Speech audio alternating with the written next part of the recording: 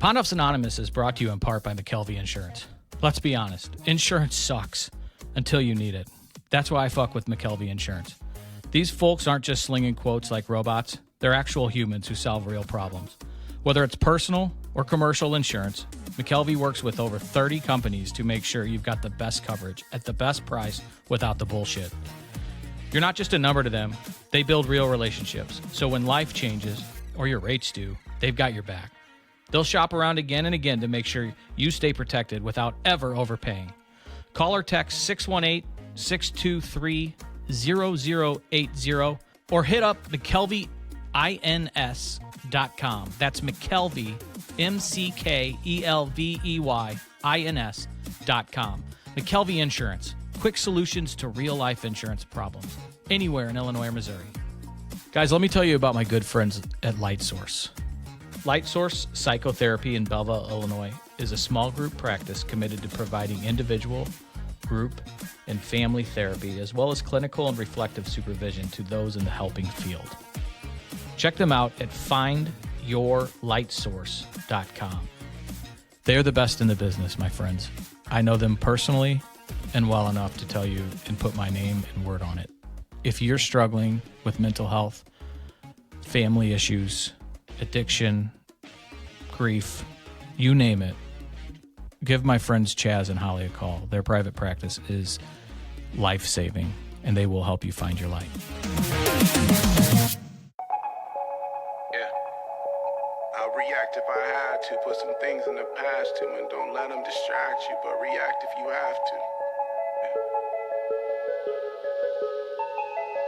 I'll react if I had to. Put some things in the past too, and don't let them distract you, but react if you have to. Yeah. React if you have to, yeah. Don't know the time, yeah. Just know that I'm, yeah, one of a kind, yeah. What's on your mind, yeah. Well, hard to find, yeah. Beautiful mind, yeah. Still in my prime, yeah. Just know that I'm here. What's up, everybody? Ponduffs Anonymous. I'm going to take a drink now. Yeah, take it. I think we're on episode 26, but I'm not even sure. How'd you know I was going to ask? Because you always do. We took 1 week break. Yeah. I went to Table Rock. It was like a retreat. Was it good?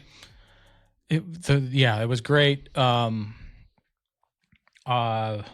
some crashing and burning going on professionally that it was a good break, but also, you know, it's a total mind fuck. So I was able to, the people I went with are incredible people. I love them more than family, like family, all the things.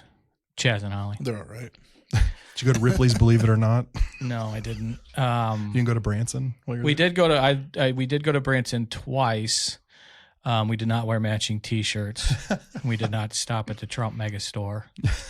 They couldn't get in. The line was out the door.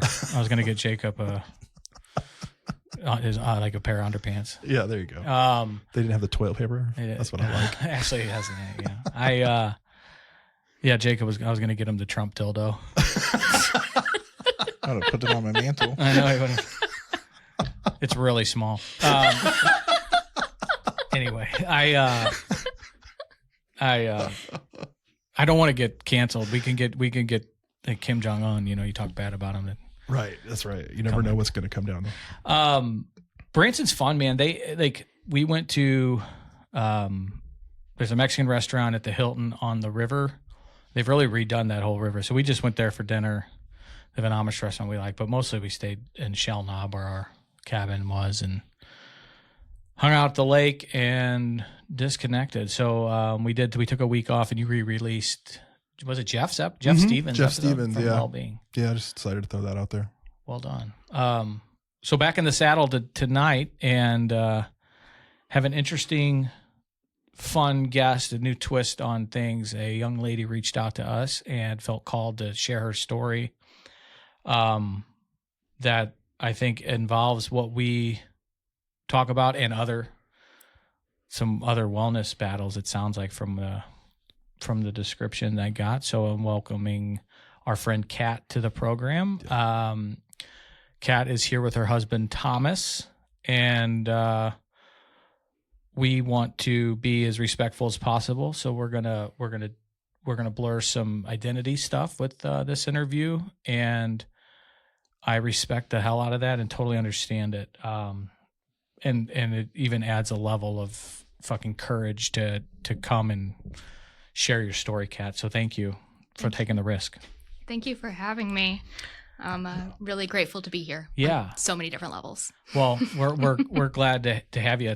And I've never pleasure to meet you. And I'm excited to hear your journey, the good, bad, and ugly. So yeah, feel free.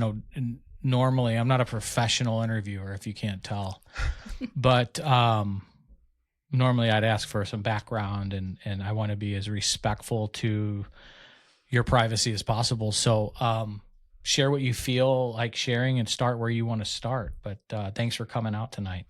Yeah. I really appreciate it. Yeah.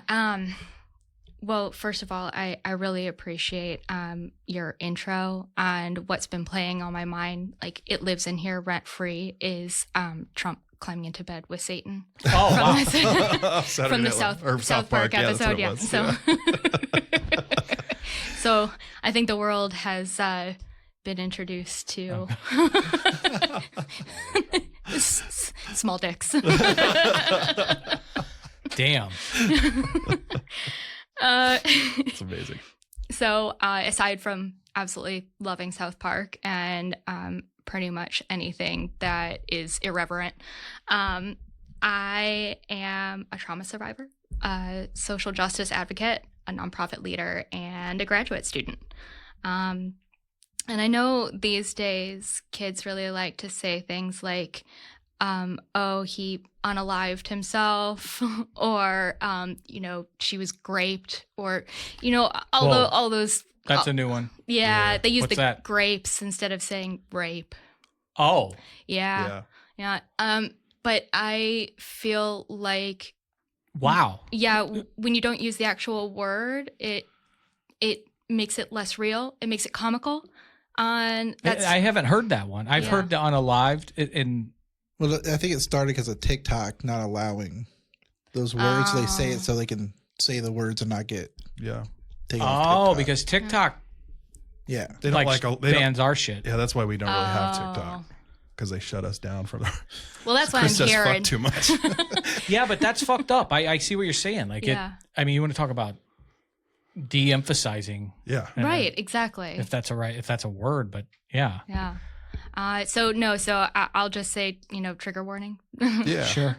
Jeff's big on trigger warnings. My wife is a social worker, and she's big on trigger warnings. And when we first did one, I said, Jeff wants to know if we should do a trigger warning. She's like, yes, of course. Do one. I'm like, okay, so got it. Understood. So yes, you had one 2 episodes ago. There was some talk about suicide. Yeah. So yeah, I'm glad. Hey, I stumble. Yeah. I learn usually the hard way with my foot in my mouth, but so forgiveness or apologies in advance, begging for forgiveness in advance and grace. I've been doing better though, Jeff. You have. Good. And with Jakob here, I feel like he's way out. Yeah. Feel better about yourself. It's all about growth. You got it. And as my pastor told me once, and says recently, that you're a work in progress. Yeah. And I don't think that ever has a period to it. No. Yeah. No, that's like a ... So before we get in, can I ask you about some of your social justice advocacy? What's big on your all of it? What's big on you, probably, right? Yeah. Well, I think, let's see, my first protest march was back during the Bush administration. Oh wow! So you've been doing this for a long time. Yeah. And before it was okay. Yeah, kind of what it is now. Sure. Right. And I was actually I went to DC for a march, and it was so moving, so powerful. And that stuck with me. But sure, really, it started even before that, because my my mom, her mom, very, very involved in giving back. Okay. And staying involved in the community. And so I learned a lot from them. Very, very strong women. Like, I think when I was 10, my sister and I gave speeches at a Humane Society event against puppy mills. Nice. You know? So, like, this is just, I don't know, it's ingrained in my being. Good for you. I still hate puppy mills. Oh, they're horrible. Disgusting. And we're in the capital right here in Missouri. Yeah. I didn't know that. Oh, yeah. It doesn't surprise me, I guess. That meth and puppy mills. You got it. I knew about the meth. and declining diversity population. Not surprised there either, yeah. Well, so thanks for sharing. My mother was so we grew up watching Days Confused in high school, right? Mm-hmm. And she graduated in 76, which is, I think that class is based on the class of 76. And, you know, she talks shit about smoking weed now, but she was a big pothead. And she had an orange bug, you know, was protesting the war, hair down to her ass. So she, it's in there. I think I try to suppress it a little bit, but sometimes it does over. Your inner hippie. Well, yeah, that's so. You know, when I get behind a cause, man, I'm ready to fight. Like in this, especially this one, and the stigma against addicts and alcoholics makes me rageful. And that's why we're here doing this. Yeah. So I try to be respectful for people's, because I know how I get, and you know, there's causes that really ignite fires in people. You know, I've lost people to suicide, and I remember in 2020, our last episode we did that year, we sat with one of my best friend's mom, is his brother died by suicide, and his stepdaughter, and I wasn't on an intentional stopping point for us during that season 1. I'm using air quotes. But I was fucking done after that for a little bit. I needed it. It was hard. It was, and it was at a walk. We would do a walk out of the darkness every year in his honor. And, you know, meeting people through that. And my wife would share that she's battled chronic depression. Like it's a level of fucking pain that I don't know and don't ever want to know, for that to be the, you know, and there's just not enough. There's too many. I think there's Christian fucking assholes that talk shit about suicide, that don't know it and get it. And it's like, and then there's the stigma out there, but sorry, I'm going on a ramble, but, you brought up the unaliving and. Yeah. So, you know, my recovery really started after my suicide attempt. Really? Okay. And I was really determined to not be here. But woo, here I am. Yeah. Thank God. And thank you for, I mean, just, it's fucking ballsy. Now I feel bad. Like, that's very courageous. I appreciate it to be able to come here and talk about it. Yeah. I don't think that it's talked about enough. And specifically, in my community, which I'll talk more about, but, it doesn't exist, you know, addiction, drug abuse, depression, suicide, it doesn't exist in my community. It's all outside. And so, while there are so many supports for, people outside of the community, there's no supports for the people inside the community struggling. And I know there are a few really wonderful people who are working to combat that, but there's a long way to go. What do you mean by your community? Yeah, so I'm Jewish, and was raised in an area where there were very few Jews. So I was sort of the oddball. The my lone entire Jew. life. The lone Jew. That sounds like a South Park episode. So you didn't grow up in Ladue? No, I did not. No. We were talking to a young lady today that's right. Ladue. I think is one of the Ladue, the U City. There's a population. Yeah. No, not me. Of Jewish folks. So Midwest, you grew up in, without getting too specific. You get us. Feel free to get as specific as you'd like, but it is I'm really fascinated to hear culturally how it sounds like people don't talk about it. People don't talk about it. No. Can I ask on I'm a Jesus guy. And when I said like the Christian assholes, that's if you do you're going to, and I think it started as they say good intentions pave the road to hell, but like don't kill yourself because then you're not going to heaven. That might scare you to not do it. And I'm just right. Like that was the intention. We don't believe in like heaven or hell, and so then it's like, no, just don't do it. Right. So like with you that way doesn't work. Obviously, but so when I ask about the not knowing much about the Jewish culture and religion, is it what is it practice? Like what is there just completely not talked about in your experience, at least? Right. No, it's a problem that exists outside of the Jewish community, not something that happens within. I think people like to think that, the Jewish community is like very progressive, forward thinking, at least in certain circles. Sure. And that like, there's so much support and love and like togetherness. And so like, how could, if you're talking about addiction being a cause of loneliness, how can someone be lonely when they're in a community that supports, welcomes, and wants them? But unfortunately, that's just sort of like the very surface level issues that I've seen in a few different communities, but, from my own perspective and experience within the Jewish community.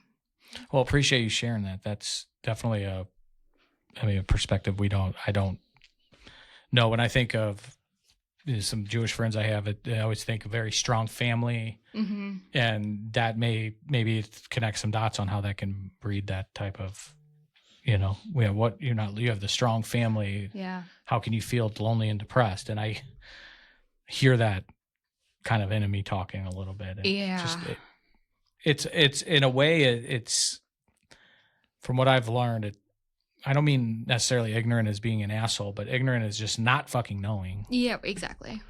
And not being maybe willing to listen and learn, and that. And I think that was for me kind of a recurring theme in my life of people not really willing to listen, to learn, to like make space.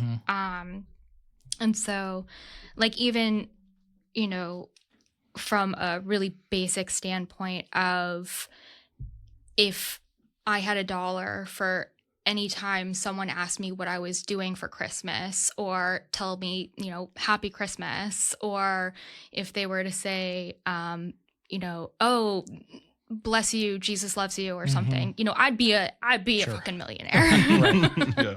Especially in the Bible Belt. Yeah, exactly. Yeah. But like when I'd have to explain to people over and over again, no, I actually, Jesus may have been a person, and probably a really great person that people learn from, but I don't believe that he was the Messiah. Like, my people don't believe that, he was the Messiah. Then like people's jaws drop, and it's almost like I've like kicked them in the nuts or something, and there's just like, for so many people, there just isn't that framework. Maybe because they haven't experienced meeting Jews one-on-one, or taken the time to listen and learn, or maybe it's just like just ignorance, willful ignorance. I appreciate that, because that's what I think most of just my experience in family in New York City and Staten Island and Manhattan. is much more prevalent. Oh, yeah. I mean, obviously, compared to St. Louis, Yeah. or the Midwest, it's very small community, and I think it probably name my Jewish friends on one hand, to be honest. Yeah. Mm-hmm. Shame on me, but that's just I love them. I know, that's true. I don't really think about that. And maybe it's the ignorance on my end for not assuming. I do know a rabbi. Look at you. Yeah. Well, Rabbi. they're like the highest form of I know. Jew. So And progressive, because a rabbi's a woman. And Jeff Goldblum. Yeah. And Nice. Rabbi Amy. Oh, okay. Yeah. All I'm right. circumcised. I do. If that matters. I don't. I have no idea who you're talking about. Don't connect the dots. Yeah. Well, I know everyone. Yeah. So. I do appreciate that, in the level of, I mean, it's like a level of hardship is what I'm thinking, but that's an understatement when it comes to when you have a mental health crisis. And it's, I mean, I think about like the little shit, and sorry, Jeff, but in comparison that you dealt with at one of the churches you used to work for, Yeah. like because you took some pills, they motherfucked you out of the building Yeah. almost and made you feel stupid. Like if it's coming from within, like I just Yeah, you can't feel be for on you. Lexapro, apparently. What? Oh yeah, I had a parishioner tell me that I didn't The trust. pastor, I thought, well, No, yeah, it was a he's parishioner, where he got it thankfully. Oh. No, the pastor sucked too, but from. Sucked a lot of things. He's closeted. True. you can't out the man. Anyway, back to you, Kat. I don't even know what to say to that. Yeah. Welcome to Pondos Anonymous. Yeah, so yeah, I think A lot of weight. It's like a lot more Right. weight that I can imagine on your shoulders and fighting this. And so it wasn't just sort of like these passive instances of ignorance. It was also this sort of ongoing maliciousness. Beautiful. And so experienced a lot of anti-Semitism. I had people who would like follow me home, shouting at me, throw things at my car. Jesus. I remember in middle school, this was a kicker. I opened my locker and out come all of these papers with a caricature of me with a larger nose than I have Oh my God. and horns and like, you know, strapped to a stake and being burnt on the stake. So What the f- yeah, In no, high school? middle school. Middle school. Beautiful. Middle school, yeah. So, you know, it was kind of things like that. And Some then Franklin County shit. We don't do that. Sorry. I don't know where that's from. That's bad. well, kids are mean. Kids are but the worst. Yeah. I mean, that's, yeah. So, all right. So I see where the trauma is. Right. And then it like, you know, it was a public school that I went to, but teachers would hand out extra credit for going to see Passion of the Christ. Okay. They would have Bibles out on their desks. One time I was in, because I was a smarty smart, I was in AP European History, and we were having a Socratic seminar where, you know, only one person can talk at a time. And we were talking about the Crusades, and this guy gets that, you know, talking stick or whatever, and he starts going off, well, they didn't get enough done. They should have killed them all. They should have wiped them off the face of the planet, you know? And so when The fuck Right. did you go to school? you know, and nowhere that you would have actually expected this. And That's so scary. that I mean, makes that's me what's think scary, yeah. like this is actually probably pretty moderate compared to what some other people go through. But Well, yeah. How was your support system going through this type of shit? With, you know, how's your relationship with your family? Are you guys close? Yeah. Well, I mean, we are now, but it wasn't always that way. I was parentified really early. And so I was my I know what that means. All right. But for everybody else, could you please explain? Thomas is in the corner. Jacob. Yeah. Can you explain what the parentified child is? That Yeah. My wife's a therapist. Oh, well, so then, you know. And so it's definitely just plagiarizing the shit she says. I actually listen sometimes. So I know enough to be dangerous. Yeah, for some armchair psychology. Right. Which is real healthy. So healthy. So yeah, if you could explain that a little bit, that'd be helpful. Of course, yeah. So I was my mom's best friend. I was her therapist. I was her mini-me. I was her confidant. And my dad he was a workaholic and he had a bit of a temper. And so whenever things weren't going quite right in their relationship, my mom would like she'd be driving me to ballet and just, unloading everything on me. And so that doesn't really create a very good relationship with probably either parents, but mostly at the time it was my dad. I hated him. Right. Yeah. But it's because she's bitching about him exactly to you, right? Yeah. That's not. So, do you have siblings? I do. I have a younger sister, and she took on the personality of like class clown, right? Okay. Trying to diffuse the tension. Yeah. Gosh, she did a fantastic job. There's no one who can really make me laugh like her. Nice. And my husband now, but I can only identify with a little bit of it, but like that's not in the fuck am I trying to say, the graph or the direction.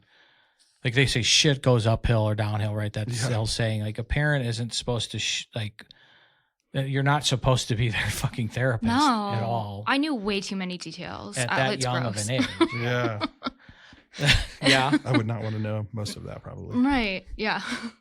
So for anybody that's wondering or now saying, fuck, I'm a parentified. Yeah. Yeah. Take a look. Look it up. There's help out there. Right. There is.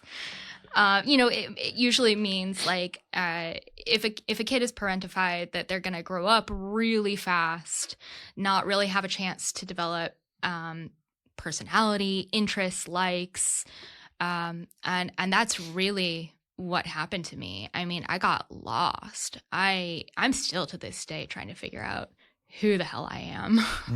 And that's largely just because I wasn't given the space to do so growing up. And so, with that combined with this sort of feeling of ostracization, loneliness, I've always just been such an isolated person. It takes a lot for me to let someone in. And I'm grateful to. Did you have to do some persistence, my friend? He broke up with me twice before we got married. Yeah, he worked hard though. Good man. Persistence pays off, right? I love his persistence. So stubborn.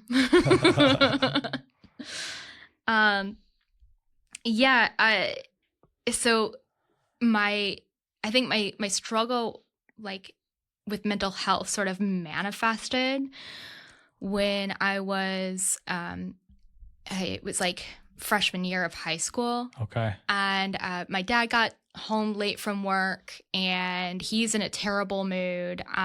We always had to wait until my dad was home to eat dinner. So even if he was like coming home at like 9:00. Brutal. Yeah, we weren't allowed to eat. And so, he came home late, bad mood.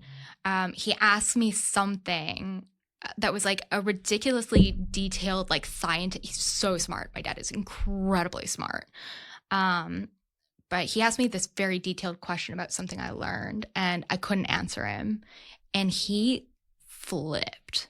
I just like out of nowhere, he just like went off on me and started pushing and pushing. Well, how do you not know? How do you not know? and me not really being able to like answer. I was like deer in headlights, like what is happening right now? Totally caught off guard. And then I started hyperventilating. And then I started getting really dizzy. And then my hands clenched up. And it's called tetany, where you can't move your hands or your toes, and they're all clenched. And ended up on the floor while he's still screaming at me. And didn't figure out that was my first panic attack until years that's later. What that screaming anxiety. I'm thinking of fucking Tony Soprano. No, exactly. Having the first panic attack because his mom was going to stab him in the eye with a fucking meat skewer. I don't know if you remember that scene. Yeah, brutal. But that's what was going through my head when you were talking about that. And I didn't know there was a name for the fingers and toes. Shit. Yeah. And so, like, you know, my sister and my mom are sitting there at the dinner table just like totally frozen, not knowing what to do. And I'm like sobbing on the ground, and like, I don't remember the rest of the night, but that's just like, you know, that made me realize, oh, I think there's something wrong with me. But of course, like, obviously, you know, I know now. Yeah, I want to tell you there's not. Yeah. Like, a fucking trauma response. Right. But like, abused. All that sort of pressure, the horrible emotions that I was going through, it all kind of, I didn't act out ever. I was a really good kid. I procrastinated a lot, but I never acted out really. And if I did, I didn't get caught. Too smart for that. Right. Yeah. Mrs. AP class. Yeah. And so I started internalizing things. And so, well, it's my fault that my dad was yelling at me. It's my fault that I didn't know I should be better. It's my fault that people hate me at school. I'm just like a weirdo. I'm a freak. Like, why would anyone like me? You know? And so that kind of thinking just really dug into my brain and stayed there.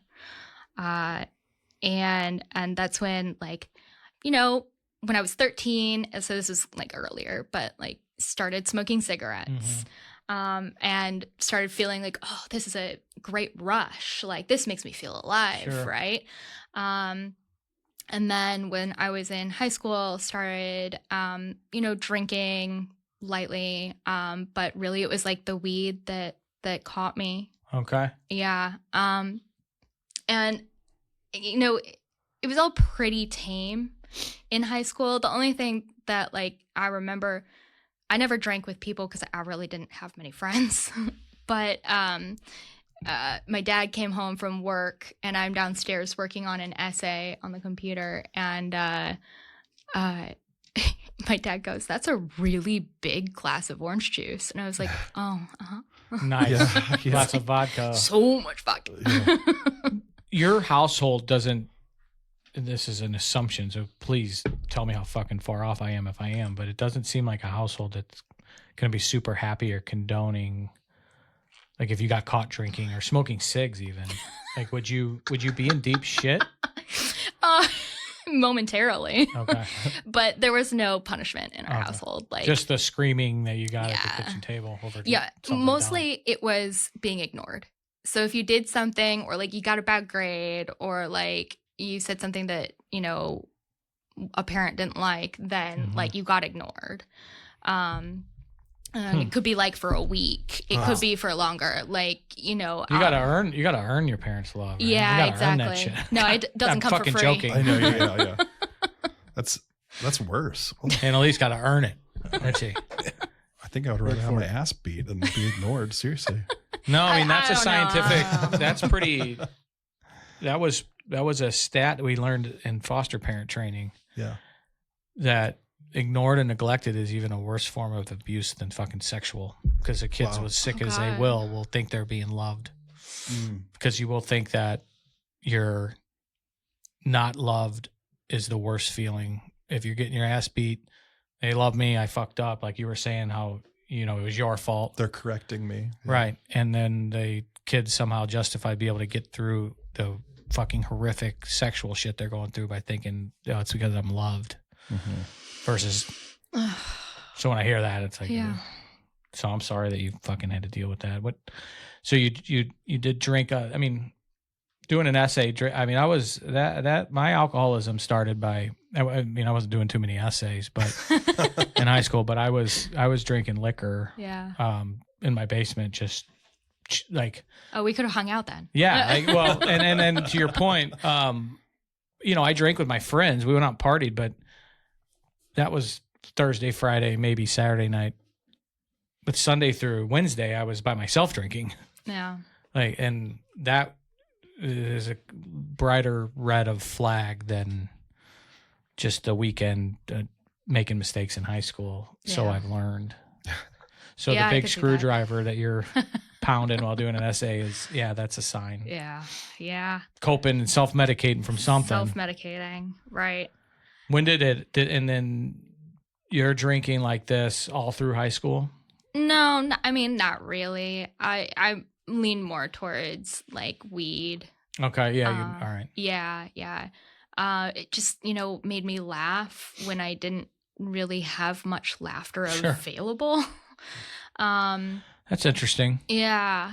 Yeah. Oh, and I also it made me not eat. I have kind of the opposite effect when people smoke. They get the munchies and everything. Fucking Jack in the Box. No, keep it away. No kidding. Yeah, the only thing that I can like really eat when I'm high is like carrot sticks. Never heard somebody putting them on for eating too many carrot sticks. Oh gosh, when I was a kid, I was so obsessed with carrot sticks, my fingertips turned orange. Nice. Yeah, actually. I've never had that problem. That was the Cheetos. Well, it's only temporary. Yeah. That's wild. So yeah. So I struggled a lot with my like my figure, my appearance, and I was a dancer from a really young age, and I was at a really like well-known academy for dance, and my instructor was like, wow, I overheard her telling my parents and like one other teacher or something, like she has so much potential if it wasn't for her hips and her chest. Oh, beautiful. Fucking bitch. Sorry. Yeah, I was in elementary school. Oh my Nice. God. Yeah, so that kind of started me off on some wacko eating patterns or lack thereof. We're the weaker sex. Girls go through so much fucking shit. Yeah. It's brutal. It is. And especially, if you're growing up in the age with like, the stick thin models. And then, even if you watch like what's that movie that everyone loves? It's like a chick flick, and Love Actually. Oh my God, I fucking hate it. All they do is make fun of people who are fat, but they're not fat at all. It's crazy. That's weird. Crazy. I've never seen that movie. Yeah, don't. Who's the girl in it? Oh, I love her, Keira Knightley. Oh. Yeah. Who's Who's also like a stick figure. She's definitely, She's what? I was just gonna say she's a little like cute little underbite. Yeah. Kind of what she's known for, right? Is that? I mean, in a complimentary way. What else is she in? Anyways, that's not important. Are you checking out your Mr. Skin? I hate that I even know what that is. I hate that I know what that is too. It's a fucking glossary. It's an encyclopedia. Oh, Pirates of the Caribbean. Yeah. Oh, yeah. Are you serious? I'm thinking of the one that she got like spanked in. Of course Sorry. you are. Cat. Oh, here we go. Objectifying women. I'm part of the problem. Damn it. Sorry, Kat. Back to you. Yeah, there's some cult adjacentness to the like psycho dance community. Yeah. That's a hot take. That's true. But true. I'm not scared to make it. It's kind of like horse girls. Oh, they're nuts. Sorry, Ashley. Just last named her. Yeah. She's got my horse. She's the first one to admit it, though. That horse community is fucking, yeah. Yeah, I've seen it from the outskirts. Okay. Well, I chirp one of my best friend's daughters, both, and his sisters, they all dance, and his weekends are like at these fucking dance competitions all day long. I mean, there's the whole John Bonet shit. I don't know if she was a dance kid, but the like outfits they wear seem a little fucked up. The makeup, much blush. Like, it was gross. You ever look at like these clips from that show JoJo Siwa was on? And you will not be surprised why she's a little kooky now because she got a little. And I don't have a whole lot of room to talk, being that I was engaged to a dancer. Different kind of dancer, Chris. Back in my Sorry. No, it's fine. We've all been there. Yeah. Thanks, Thomas. We gotta get this fucker a microphone. Anyway, so it's brutal. Yeah. I feel rage when I hear like someone referring to a elementary school girl that way. So apologies. It's horrible. Oh, thanks. I mean, it solidified that like I just didn't feel like I belonged here. Like, emotionally, mentally, physically, just total outsider. Nobody didn't belong. And so that like that feeling just sort of like grew and grew. I went to college, got kicked out after 1 year. Really? Yep. I got to ask why. Yeah. Because this has got to be a story. Yeah. I spiraled. Okay. The alcohol and weed turned into like massive hallucinogen use. Oh, wow. And so it was like sheets of acid? Yeah. Oh, no shit. Yeah. And we're talking about like going through a quarter of weed a night type of thing. Yeah. Fucking baller. Like you don't have like I'm not trying to romanticize it, but it I know. She didn't even like have time to shop for the Led Zeppelin posters. No shit. No, that was in high school. I had a Zoso poster in high school. I would skip class because I'd be tripping balls lying in the middle of a field and like feeling the spider webs on me and like the dew and like we call that macrodosing. Microdosing is a new thing. Yeah, this is macrodosing. So don't reveal where you went, but you went away to college, or was this? I went away to college. Okay. Yeah, it was a beautiful, beautiful location. It was an all-girls school, and really, it's the all-girls school for girls who have like failed, but their parents are real rich. Nice. Yeah. So it attracts a certain sort that really, again, kind of fueled that addiction, that escapism. Sure. Yeah. There's like movies about that kind of stuff. Well, 100%. I feel like we talked about that recently, like the documentary of the. Yeah, there's that documentary. Didn't somebody just talk about that? Like there was the one in Iowa where what's that called? The program. Something, yeah, and they went back to, and that gets closed down now. Yeah, I've seen that. But where kids were getting kidnapped in the middle of the night, their parents were signing them up. This is a little different. This sounds voluntary to me. True. Not quite like that. You couldn't get kicked out of that one. You weren't allowed. I didn't even know there was. Did I not know there was all girls colleges? Oh, private schools can be that. Well, I understand that, but Jenny there went plenty. to one in Forrest Gump. Yeah, she did. Jenna.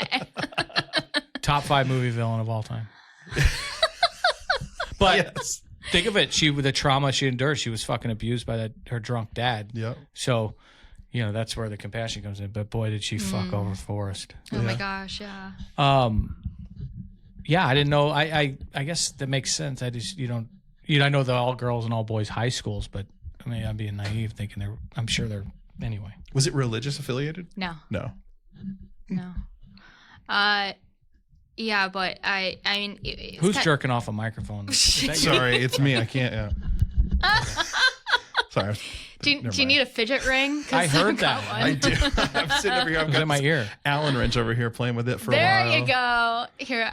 She starts talking about acid, and you're like getting all fucking fidgety. I know. I'm not. Is there something you want to talk I've about? never tried it, and I'm not an addict. So I had a buddy. I watched a buddy have a bad trip. You can click it too. Freshman really year in cool. high school, I watched a buddy of mine have a bad trip, and it was enough to be like, I'm not doing fucking sheet acid.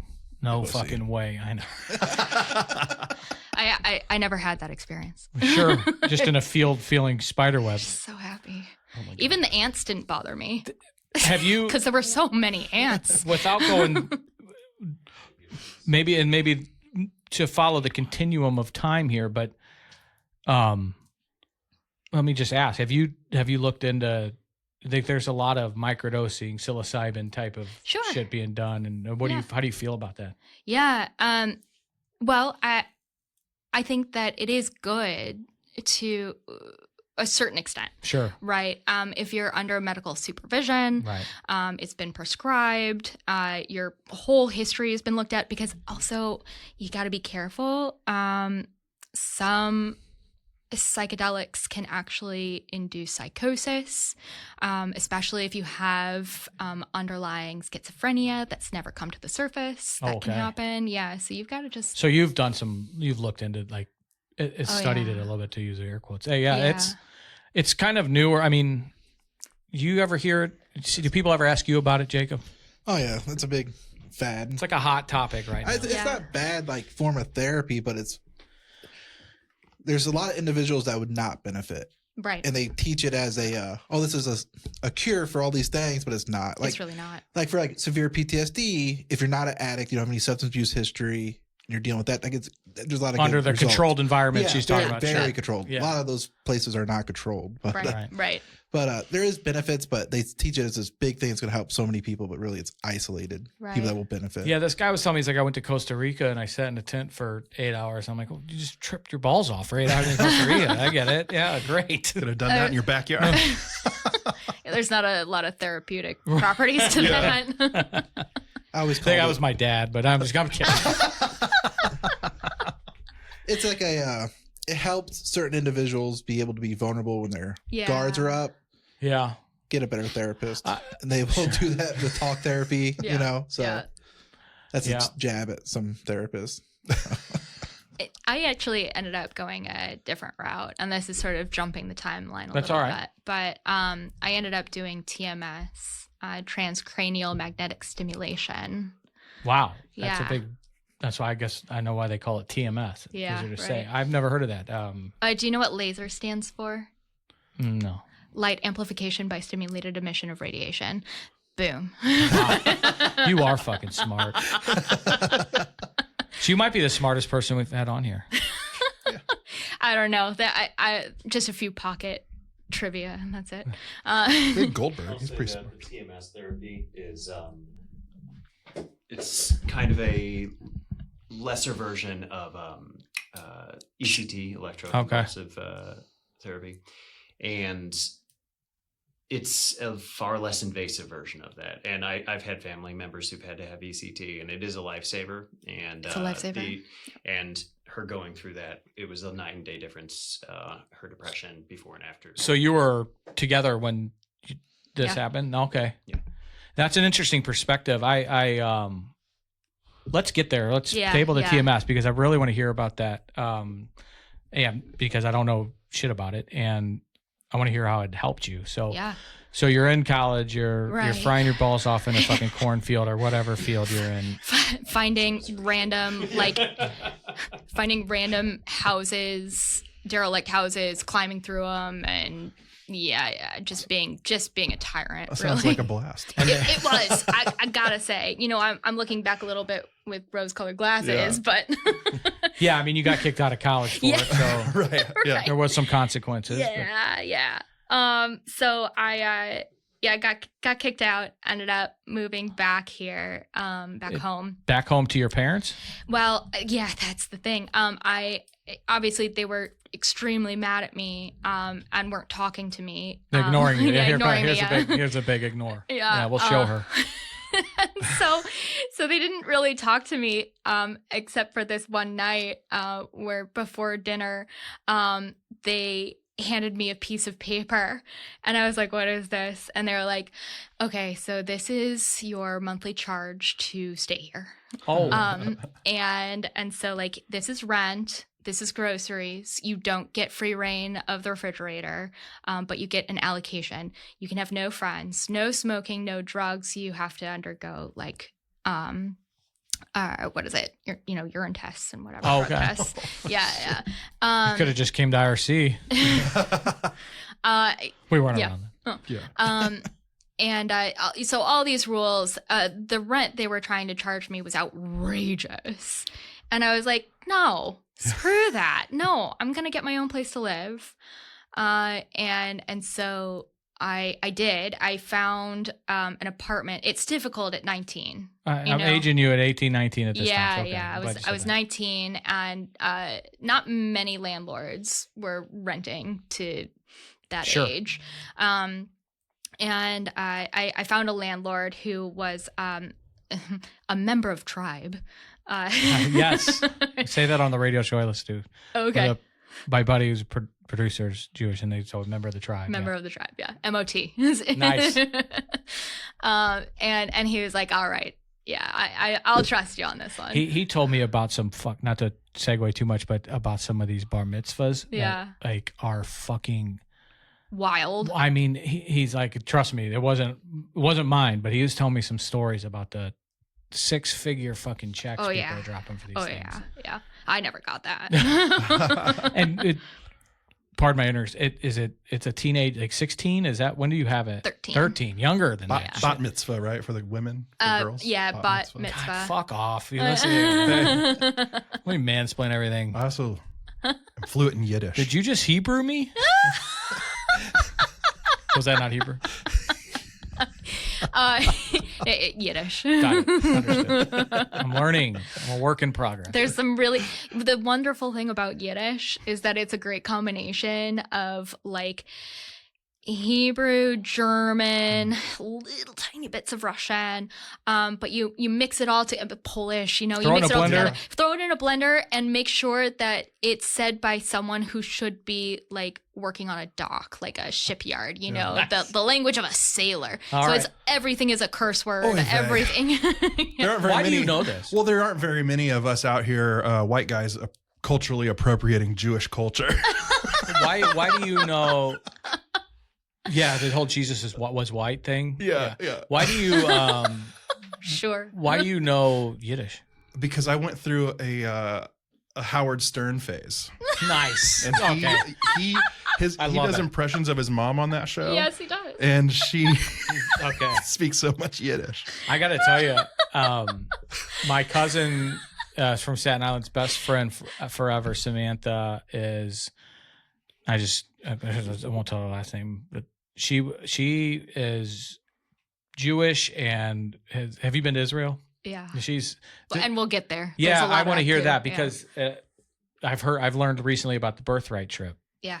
But we were out and I was fucking tore up on blow, and we were at this club in Manhattan, and it's like clubs closing at 5. I'm like, this is so great. And I'm like, fucking St. Louis bars close so early, unless you're at the titty bars. And she's like, are you serious? This shit's fucking lame. She's like, in Jerusalem and Tel Aviv, we're fucking clubs close at 11. I'm like, yep. I don't got another 6 hours in me. Right. I'm out. Yeah. Yeah. Out of I was dancing on a pole, and everyone's looking at me like, men can't do that. And where was it? In Tel Aviv? What? Where was this? In Tel Aviv. Yeah, nice. Yeah. So I'm like, holy shit, you fuckers do party on Molly. And she was laughing her ass off. But yeah, she's a fun gal. They go hard. But anyway, so yeah. Yeah. So, okay. So you were looking for an apartment at 19. Got my own apartment. And I got a job. And trying to figure out, what I was gonna do with my life. But it's like, while I was trying to figure it out, I was also succeeding. Like, I went from job to job. I ended up working in marketing, advertising. I went back to school at one of the most prestigious universities. Oh, really? Yeah. Okay. ILL, but that's not where you went. I just like to talk shit about the school that I went to and didn't graduate from. But Harvard and Midwest. Yeah. Sorry. Football season coming up. We're actually good this year. It's a very Ivy League school. Shut the fuck up. You did not go to the University of Illinois? I did not, okay. No. Nobody's perfect. Yeah, thanks for forgiving me. I appreciate it. Amen. Love spray. Yeah, so like from the outside, people were like, "Oh my gosh, she's like succeeding. She's doing great." I was honor roll, like Dean's List. At this prestigious. Why do I say prestigious? You say prestigious. You're smarter than me, so I'm saying it wrong.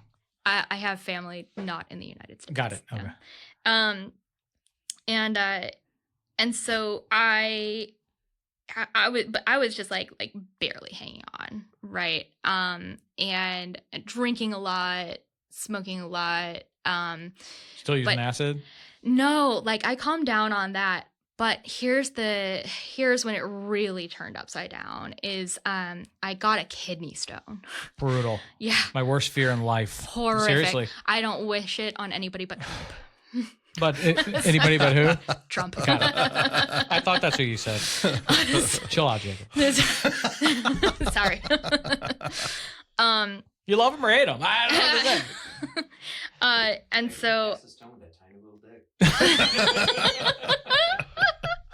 I think they have lasers that'll break them up. Well, listen, I'm not talking shit about kidney stones. I don't care who has it because I don't want any of that fucking karma coming my way. Yeah. It is my worst fucking fear. Yeah. It's bad. I was so bad that I ended up on the floor of a major hospital bathroom, like gagging, and like crying, sobbing, screaming. Like, and I'm such a germaphobe that like, oh wow, yeah, in a million years would never ever happen if I was in my right mind. Did they not give you like fentanyl for this? I mean, what? No, that was just me in the waiting room because I was in the waiting room for hours and hours. Yeah, it took forever. Ended up like I couldn't handle it and I just started screaming. And I was screaming so much that they were like, "You have to calm down." And I'm like, were you still alone? Screaming. No.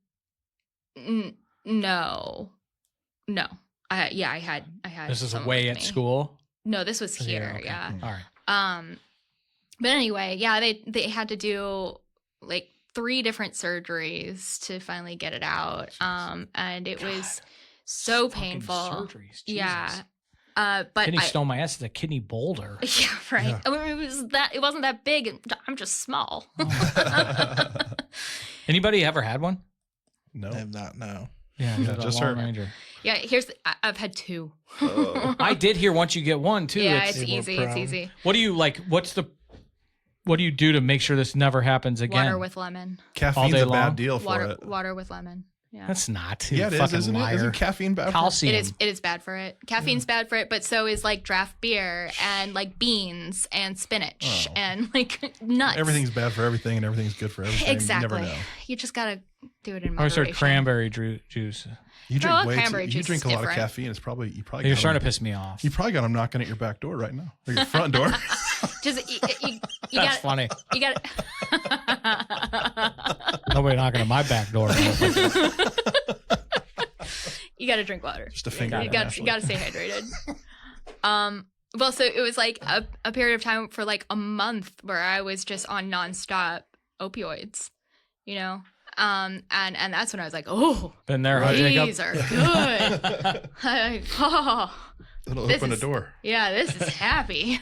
Right. That's a level I've heard that you don't know. Yeah. Right? Yeah. Opiates? Sorry. Yeah.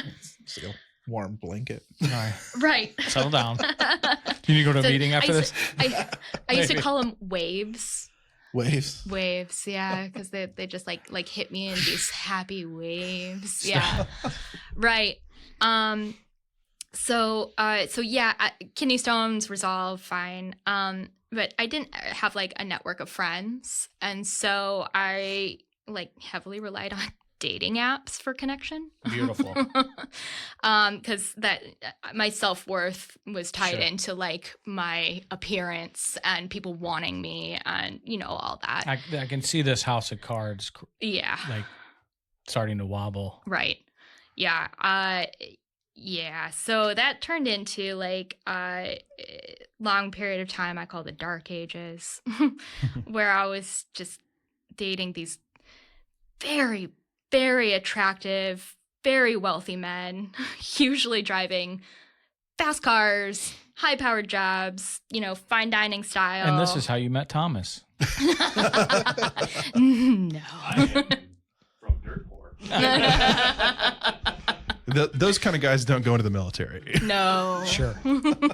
No, they make money from daddy. Bone spurs. That's funny. Yeah, so they also had a penchant for very high-end drugs. Sure. And pair that with their like severe emotional issues.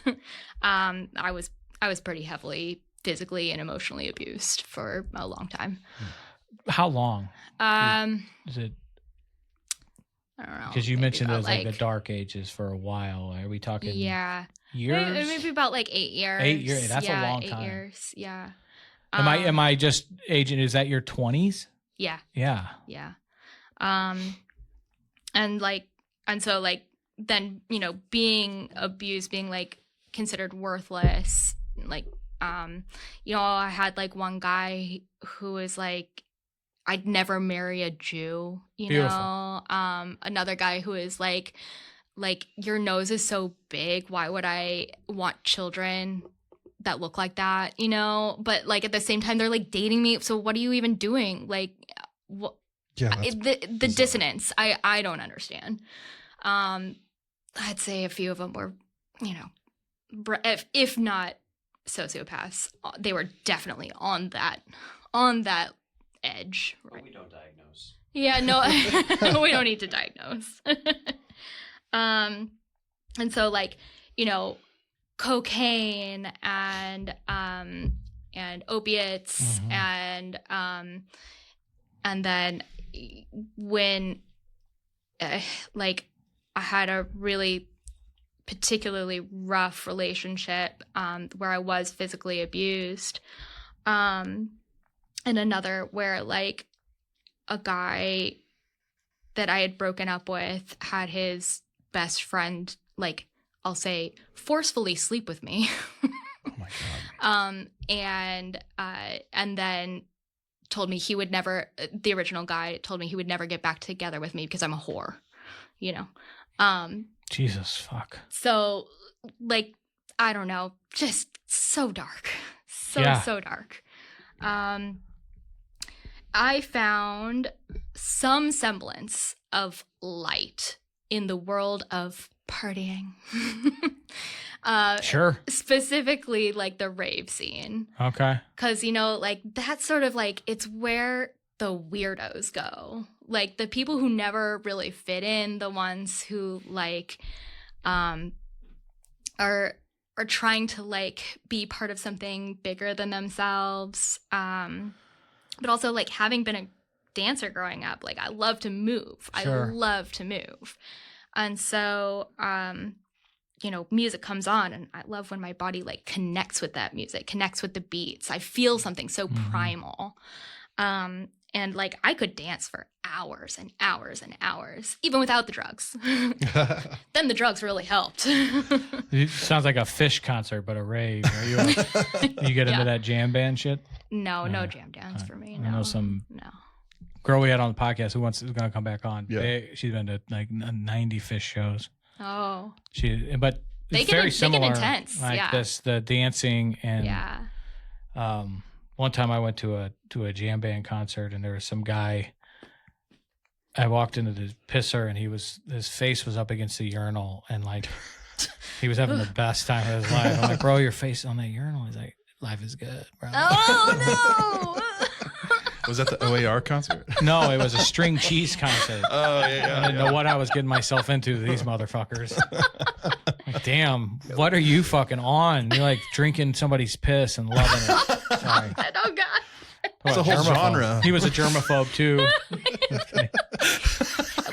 At least pee is clean. Sure. Not that pee. No, it wouldn't have it would have set off all the bells here at IRC.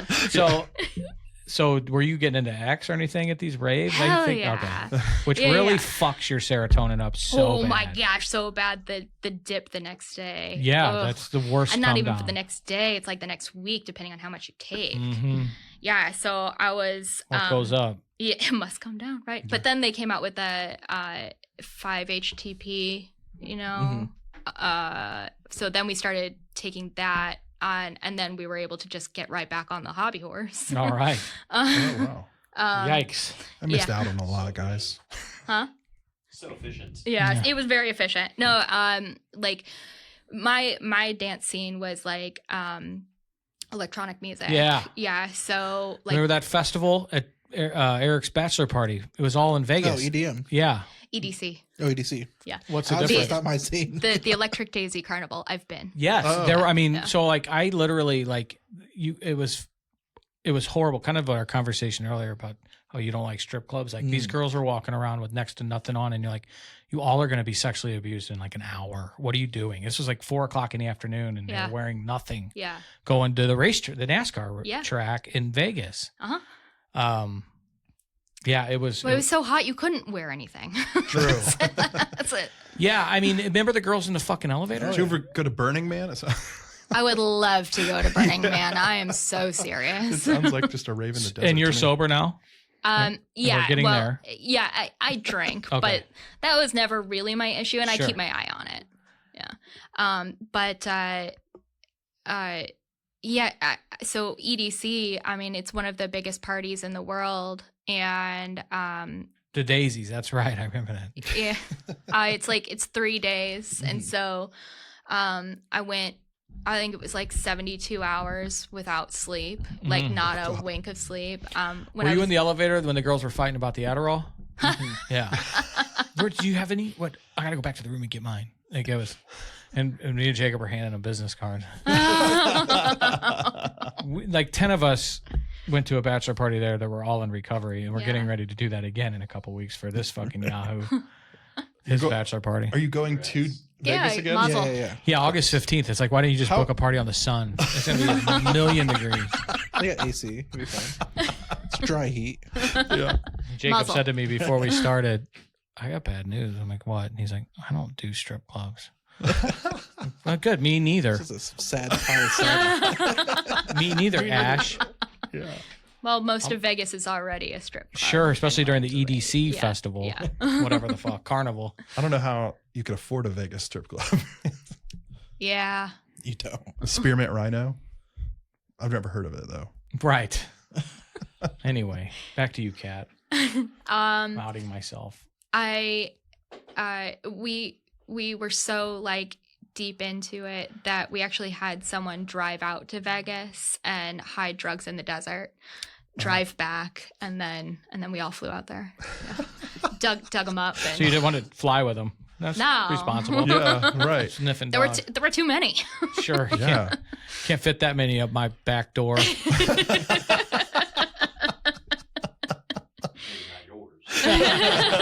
Speak for yourself, Thomas says.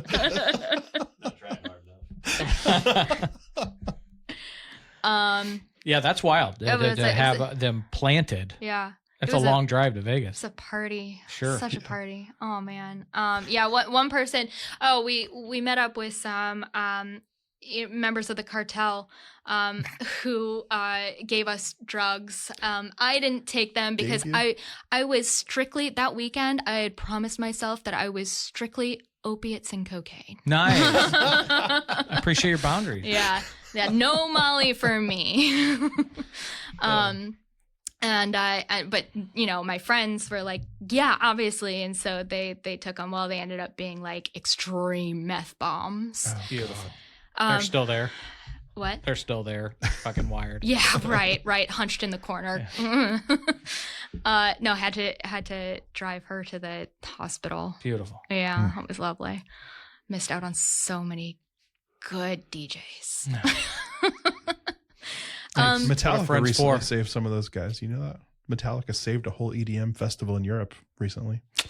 What do you mean? So this EDM festival in Europe, their main stage burnt down the day before the event.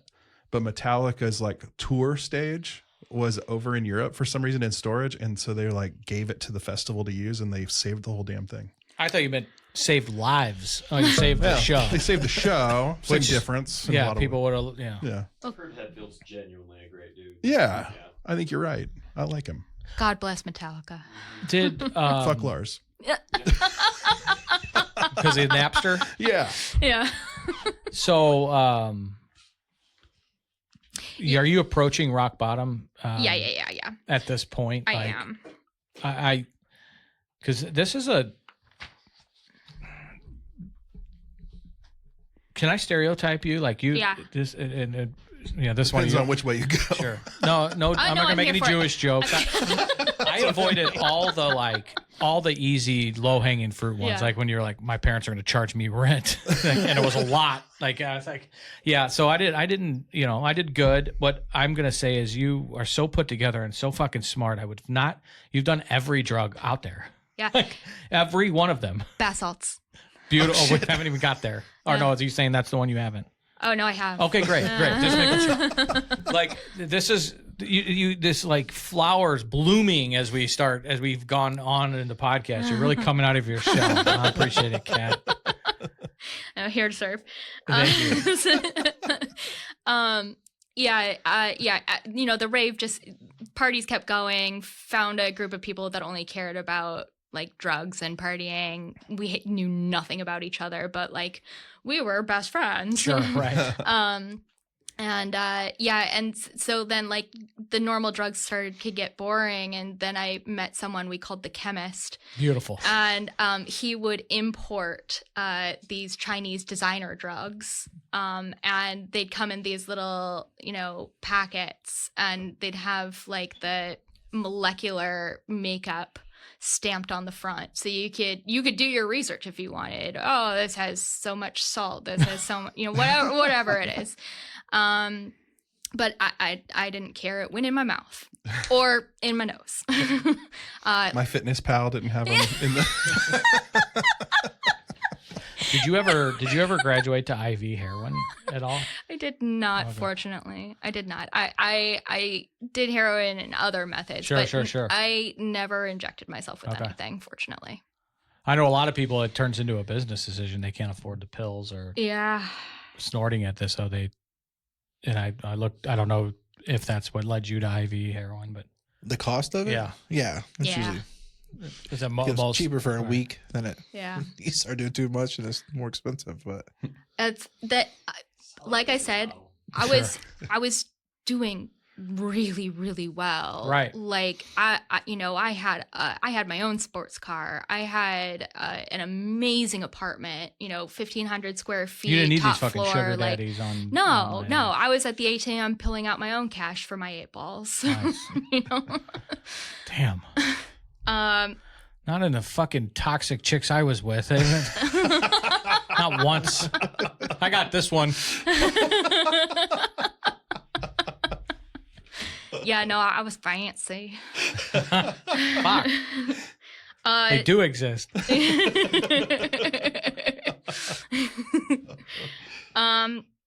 Yeah, so I graduated in 2015. Right. And I'm doing really well with my career and everything. And I remember my family being like so proud of me at the graduation, and like they just had no idea what was going on beneath the surface. No idea. And things came to a head with the job that I had. I'm not going to go into that because it's a whole other podcast.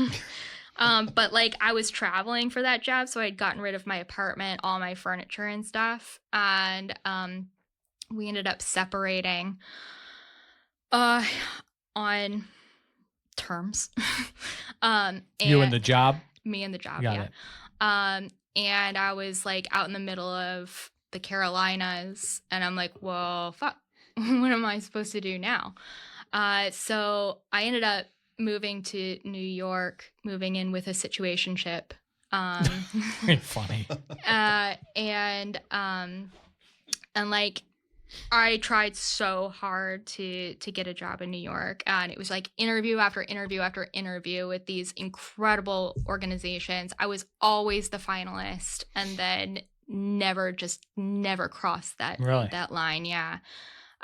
Started getting worse with the situationship, and the, you know, like aggressiveness in that area of my life, where it, you know, if we got into a fight, I would leave, but I didn't really have anywhere to go, and my savings was running out. And so I would like spend the night in the parks on the benches.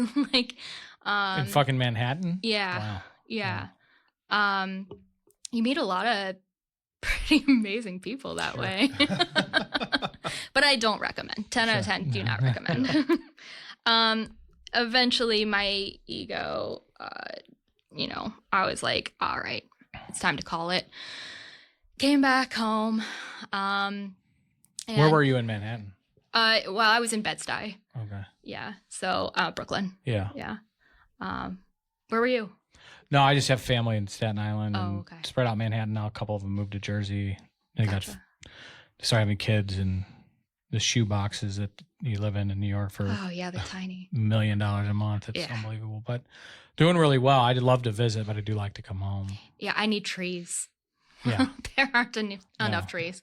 And like I also need eye contact. And people, you can't make eye contact in New York, because if you do, you get fatigue. It's like scientifically proven. It's a real thing. It's a real thing. Every interaction you do with another human being takes a little bit of energy out. All right. And so people who are in larger cities are predisposed to just dead ahead, straight ahead, not looking at anybody else, because it's too mentally taxing to have a million Makes interactions a day. I would literally die. Yeah, right. It's not the Midwest. Yeah. So you move home. Move home, and this time my parents were willing to let me stay there. I don't know what was the difference between then and now, but whatever. Yeah, well, I was trying to figure out my next moves, and like again with the job front, I had accomplished so much in my career, graduated with honors in a field that's relevant and pretty wide open. So I could have done so much, and I just wasn't landing anything. And at that point, like absolute tailspin. I went to a concert, the Glitch Mob, and I actually met the guys ahead of time, and was eating at a restaurant with them, and then this situationship like starts telling me that I'm like cheating on him with the Glitch Mob, and I'm like, what the fuck? Like, what? But they did do a shout out from stage for me. It was Nice. really There you go, yeah, Glitch yeah, Mob. It was nice. Yeah, they're such a good band, so talented. But anyway, yeah. So like, I was just not. Things were just bleak. Fucking bleak. I was so in my head. Everything was so dark. I would be like sitting out in my car just like sobbing, and my dad would be like watering the lawn and see me and then just turn away and walk inside and never say anything, mention anything, ask what was going on. They just, I don't know, they weren't interested in anything besides themselves. Were they not really in touch with their own feelings? No. Yeah. No. Yeah. Yeah. Then you don't have time for yours either. Right, exactly. So It's just yeah, it was just dark. Perfect storm, man. Perfect storm. So on October 3rd, 2015, I tried to commit suicide. And like I said, there wasn't like a huge, like dramatic lead up. It was just this sort of like deep, unbearable hopelessness. It was like this sense that I didn't belong here. I didn't like this society that humans have created. I didn't want to conform to this anymore. I was just so fucking done with it all. I was so done. Angry, lost, completely broken. So you know, I did my worst, and I did a great job. Yeah, I still failed. Yeah. But that's because I guess I led someone on a little too much. You know, I didn't really send those like traditional goodbye texts, but I just said like to one person, hey, like, I'm rooting for you, you know? And I guess that sort of like triggered, and they then weren't able to reach me. And so then they called the ambulance. Wow. Yeah, it was like 3 or 4 in the morning, and my dad found me. Oh boy. Yeah. So I wake up in the hospital, and I'm so mad. I am mad that I'm awake. Really? And yeah. So that's your God. like when you wake up in the hospital, your first emotion was anger to still be here. Furious. Wow. And so I saw that like the room was pretty dark. I don't know if there was anyone in the room with me, but my eyes. Were you like strapped in? No, that's the thing. I had like sensors, monitors, whatever, an IV. And I think I was in a coma for like a day or something. And I saw scissors on the wall. Stop. Yeah. So I ripped off all the sensors, and I lunged for the scissors to just like, you know. Jesus. Cat. What the fuck? And I guess that, you know, the sensors everything started blaring and everything, you know, so nurse ran in and wrestled the scissors away from me and called for, you know, it's like in a movie, like where then the big guys I just picture a chaotic fucking scene. Yeah, like the big guys come in and like hold me down and then, you know, give me an injection of something. Haldol shot. Yeah. Had a couple Shout of out to those. Kathy. Have you? No. Sedate. Long story. Right. Yeah. I'll say that I'm also a suicide survivor, and that is one thing that I do remember distinctly is waking up in the hospital and being just pissed off that Really? I failed. Right. I had one job, and I fucked it up. Is that, and I don't know how much, is that a common, like with other survivors? Have you guys done work with other survivors? I haven't. I don't know that I know a single other survivor on. I mean, I'm sure I do. Just nobody talks about it. It's just.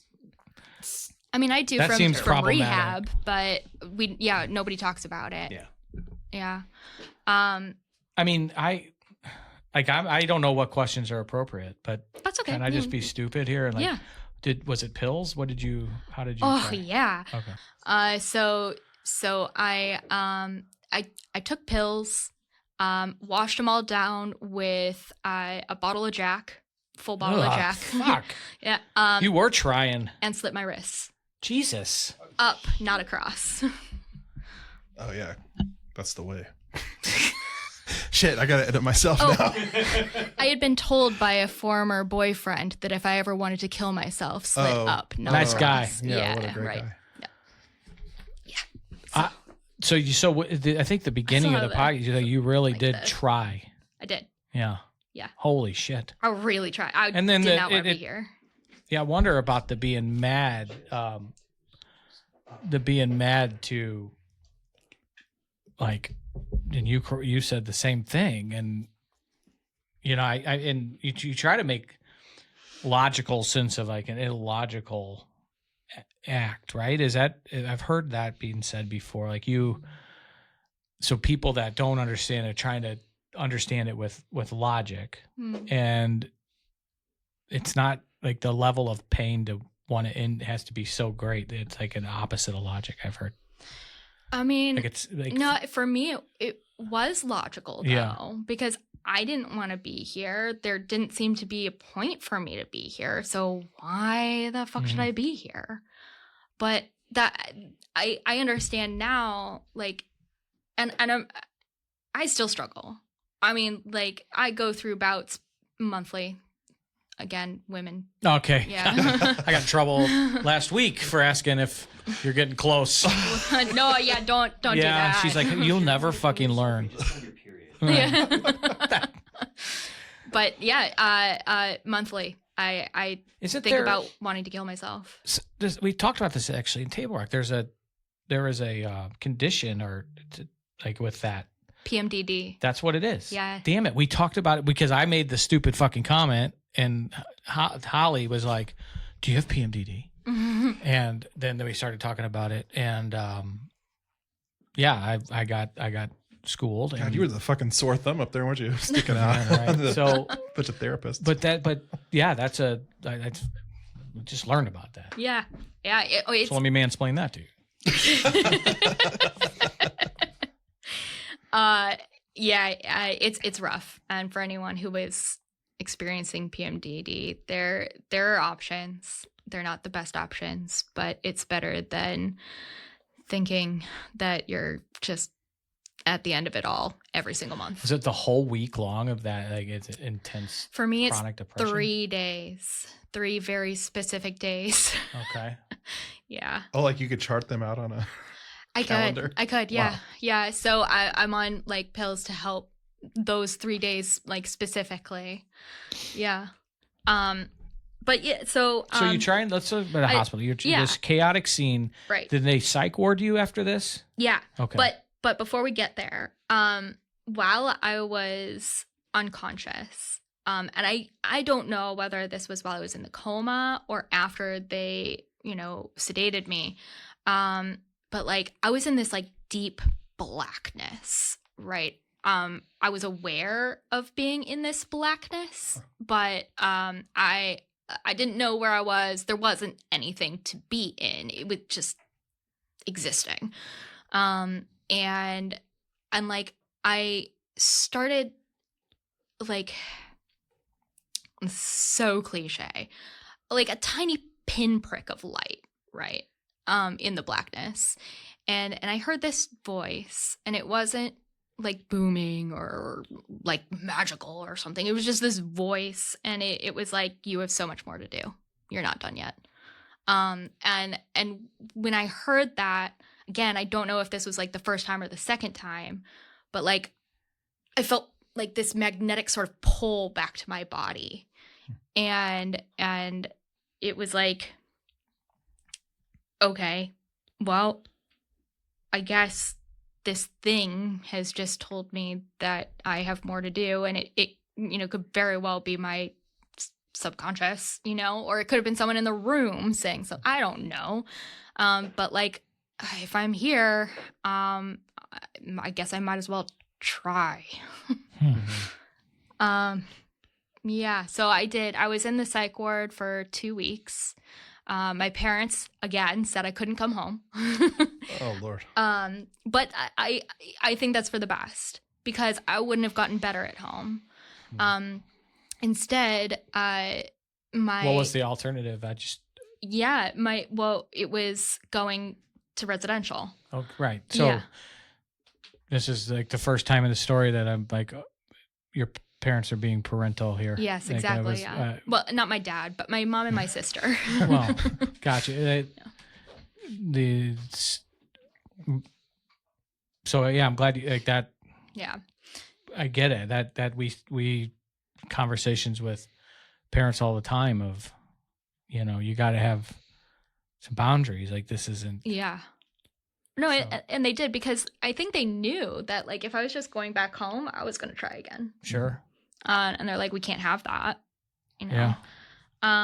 Traumatic for them, man. Exactly. Tough. Yeah, my mom had to do EMDR, like for PTSD, like the rapid eye movement. Yeah. Yeah. My dad did nothing, but yeah. So I. So how long were you in residential? I was in residential for about a month and a half. Primary mental health, is that what they call? What are they? I'm looking at you. It was a treatment center. Yeah, okay. Yeah. So I went to Timberline Knolls, R.I.P. It like just shut down last year or something. Where is that? So it's outside of Chicago. Okay. And I missed Demi Lovato by like a week. Stop. Oh, sorry. I want to get her on the podcast. Everybody knows I don't she's. think that's identical. What? I want a lawsuit. She's pretty open about it. Well, but yeah, I guess nobody's ever going to know she was on here. We'll get the. Can I tell you a story about Demi Lovato? It's a HIPAA violation, Chris. She wasn't at our festival. Hey, I can't confirm it's or not deny. on you. It's on whoever told you.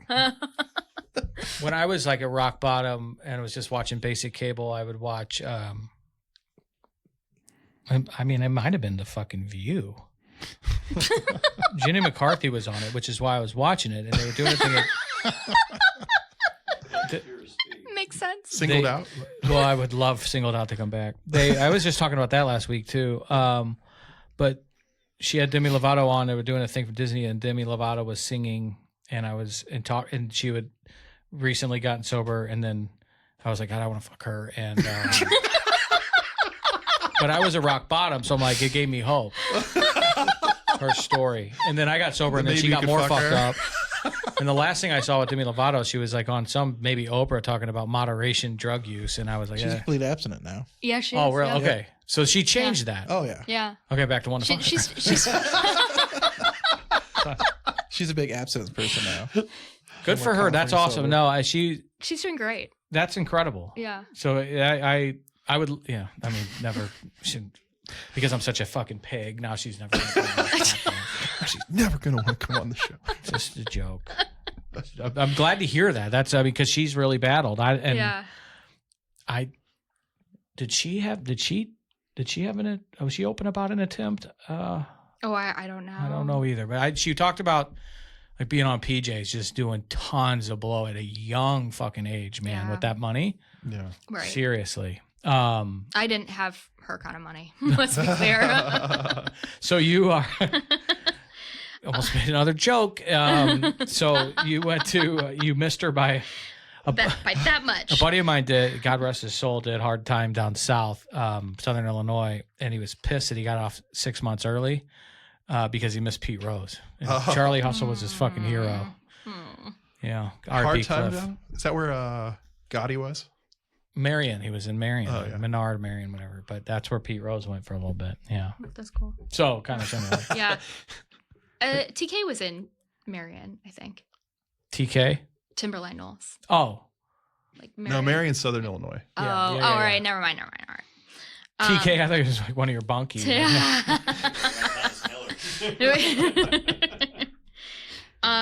So you were there for 45 days? Yeah, I was. And it was a full substance use treatment facility. How'd they do with the mental health stuff? Pretty good. Yeah. I mean, it was really incredible. I mean, this place was like, I would actually pay money to like stay there for vacation. Oh, wow. You know, it was gorgeous. I don't think we've gotten that on a Yelp review yet, or Google review. We get good Google reviews, but nobody's saying like, can I get a vacation package? It's the most beautiful prison I've ever been Got in. it. Sorry, Gotti was at that Marion prison. Nice. Anyway, sorry. I should know that. Were you, let me ask you this. Did they let you have your phone? No. Good. Yeah. Yeah, it was no phone, complete lockdown. You had to earn privileges. Oh, wow. Yeah. It's good treatment. The staff. Prison warden over here. Oh, okay. I don't know if you know this. Jacob's the executive director here, so he runs the show. Okay. Yeah. All right. Awesome. Yeah. We don't So do phones either. I am. Do chores for phone time. Yeah. Oh no, we didn't even get that. No. But we did have like horses and equine therapy, baby. Yeah. Stop. It's great. Well, I'll edit that. Fucking a business up. I love equine therapy. Art. Oh, Meditation. It was just absolutely incredible. I have so many questions. Yeah. And I know we're well, I mean, we have as much time as you want, but I have a lot of questions. Okay. And I don't know if I should wait till the end or not. I don't know why you looked at me. I'm just looking around. I'll finish this little piece and then you ask me whatever your heart desires. Okay, cool. And thank you for being such a fucking good sport too. Yeah. This is incredible, and so courageous. So I am so grateful. But yeah, go ahead. I'm grateful to be here too. So yeah, this place, like, it changed my life. But it was brutal. Sure. It was brutal. I mean, and like, I was not the most fun person to be around. Going through all kinds of withdrawals, but also like not wanting to be alive, but also like not having my freedom and all this. So like, yeah, I threw a few chairs and nice. Snuck out a couple times. Oh, it's a good thing Jacob wasn't there. Yeah. He's starting to feel rage. Oh, no. Our doors stay locked for that reason. You can sneak out, you can't sneak back in. That's the hard part. Unless you prop. Yeah. 24/7 monitoring. Oh, okay. All right. 15-minute rounds. Well, there's always a way. Sorry. Yeah. Or there's a will. You got an Ivy League mind figuring this out. Digging fucking tunnels and shit. And like, you're welcome to leave. You can The go. door opens, So. Maybe not at TK. I don't know. Oh no, yeah, there was all kinds of debauchery. But it was while I was there that I was obviously diagnosed with addiction. But then additionally, I was diagnosed with borderline personality disorder, depression, PTSD, anxiety, and anorexia. So I had like what a cocktail. it was a good mix of Holy mental shit. health issues. I'll be clear that she's been undiagnosed with BPD since then, but Not since then, but I guess you could say I'm in remission. From borderline? Yeah. Interesting. Takes a lot of work, but it's possible. So our clinical director of outpatient, Jeff Brenneman, has been on the podcast. His private practice was only borderline. And That's tough. Yeah. I mean, wow, more power to him. I'd love you got to meet him. We're manipulative shits. Yeah, he that's where you get out to break out of rehab. The private practice, he was telling me, and I might get some of this wrong, but it was so hard because his therapists would do so much work, but you can still only bill out like you're working so hard he couldn't keep any. It's a really hard business model to just treat borderline is basically what I got from him. Yeah. So he closed his private practice and sees his clients, but he's and Jacob actually met him as a mutual friend and ended up offering him a job. He's also in treatment or he's in recovery, and he runs our outpatient program. Amazing. But I have learned there's a woman that I don't know if she wrote the book on borderline, but she's also borderline. Marshall Linehan. Thanks. Yeah. Yeah. And is it I Hate You, Don't Leave Me? Oh, that's a great book. Yeah. Yeah. That's another borderline book, right? Yeah. Yeah. It helps me with compassion to some people in my life that suffer from it. For sure. Because otherwise I could just hate fuck them and that gets nobody nowhere. But to realize what's really going on. What's so funny? Sorry, I was reading something and then it clicked what you said. Like on a 30-second delay. Yeah, it was a delay. Get better with my jokes. Laugh on cue. Yeah, sorry. But seriously, it does help. So it's interesting you say you're in remission. I mean, we could go out. I could talk about this for hours, but that's fantastic. I didn't know that was a thing. It is in remission from. It's very much a thing. And I credit it to what they taught me at Timberline Knolls, which like what they centered their practice on was dialectical behavior therapy, DBT. Right. Yeah. So it's a subgroup of CBT, cognitive behavior therapy. I know. God damn it. Anytime somebody says CBT, I think something in the gutter. What? Nasty. Never mind. We'll talk about that later. Okay. Yeah, I can't even say it now if you guys don't. I don't get that one. You lost me on that one. Yeah. It's a fucking weird fetish. Oh. I don't think I know it. Even I don't know This it. is just a pond off thing. No, it's not. That's what people are going to think now, and I'm not into that. It's really You're the only one that knows what it is. it's fucked up. I'm gonna look it edit up right all now. this shit out. You're gonna fuck up your computer. It's nasty. It's you're gonna look it up. Yeah. Oh no. That would be a No, it's that's not. definitely I'm a not into Pondo that thing. shit. I'm not For no the people Sato. listening, Seemed like a type. No. it fits you to a T, Pondo. You're the only one that can't see what it is. Back I to have you. no wanna idea. see it. You don't want to know. He'll Go tell back. me. He'll It's tell me fucking later. gross. My wife gets these pamphlets and it says CBT on it. That's your brain And I'm goes, like, that's the no, I'm like, problem. what is she? Do you have a fucking cock and ball torture thing Oh. going on? All right, thank you. Now I'm in the loop. Only you, Pondo. That's not that wild. Oh, wow. Thomas is like, that's Yeah. a Tuesday night. He didn't know what it stood That's for. what the T True. stands for. Cock and ball torture Tuesday.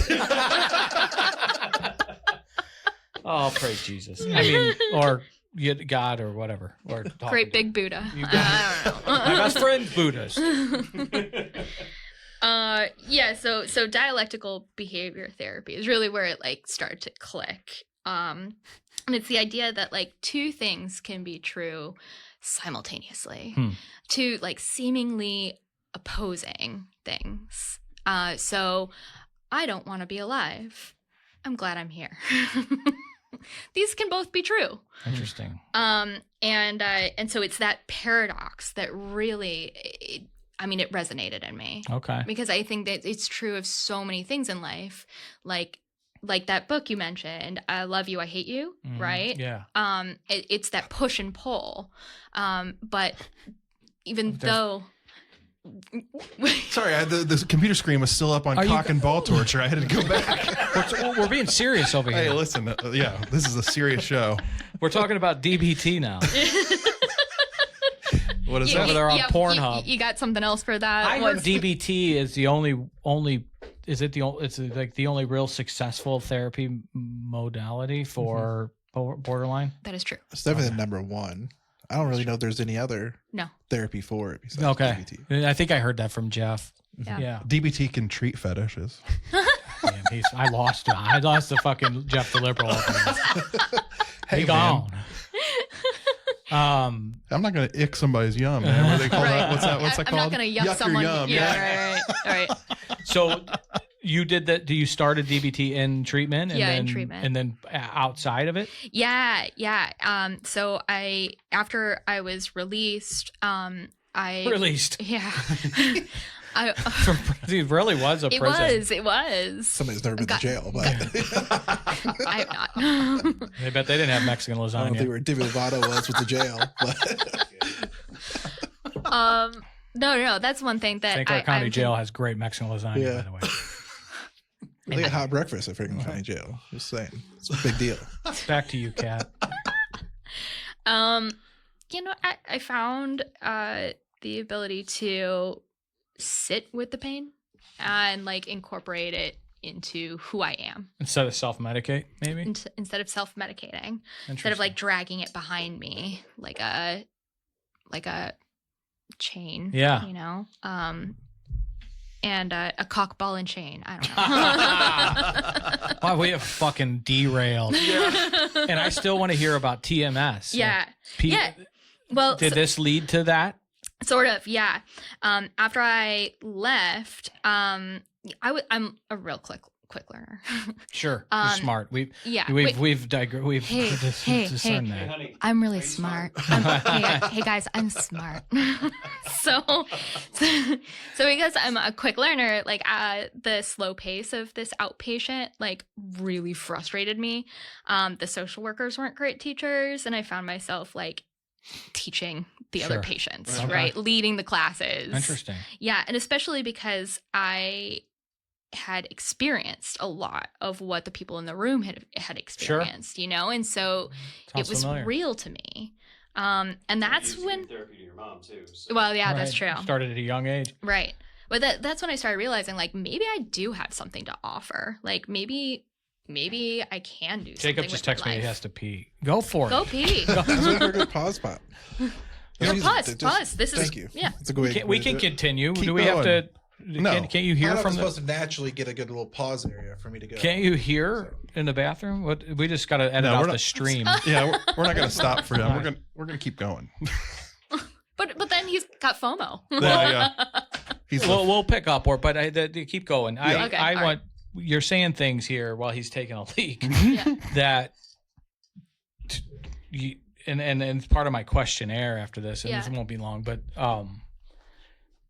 so many people want once they go to treatment and connect and like Jakob, for instance, he wants to be in this talk about him field, right? Yeah. So I'm actually going to talk good about him. So I usually don't do that when he's in the room.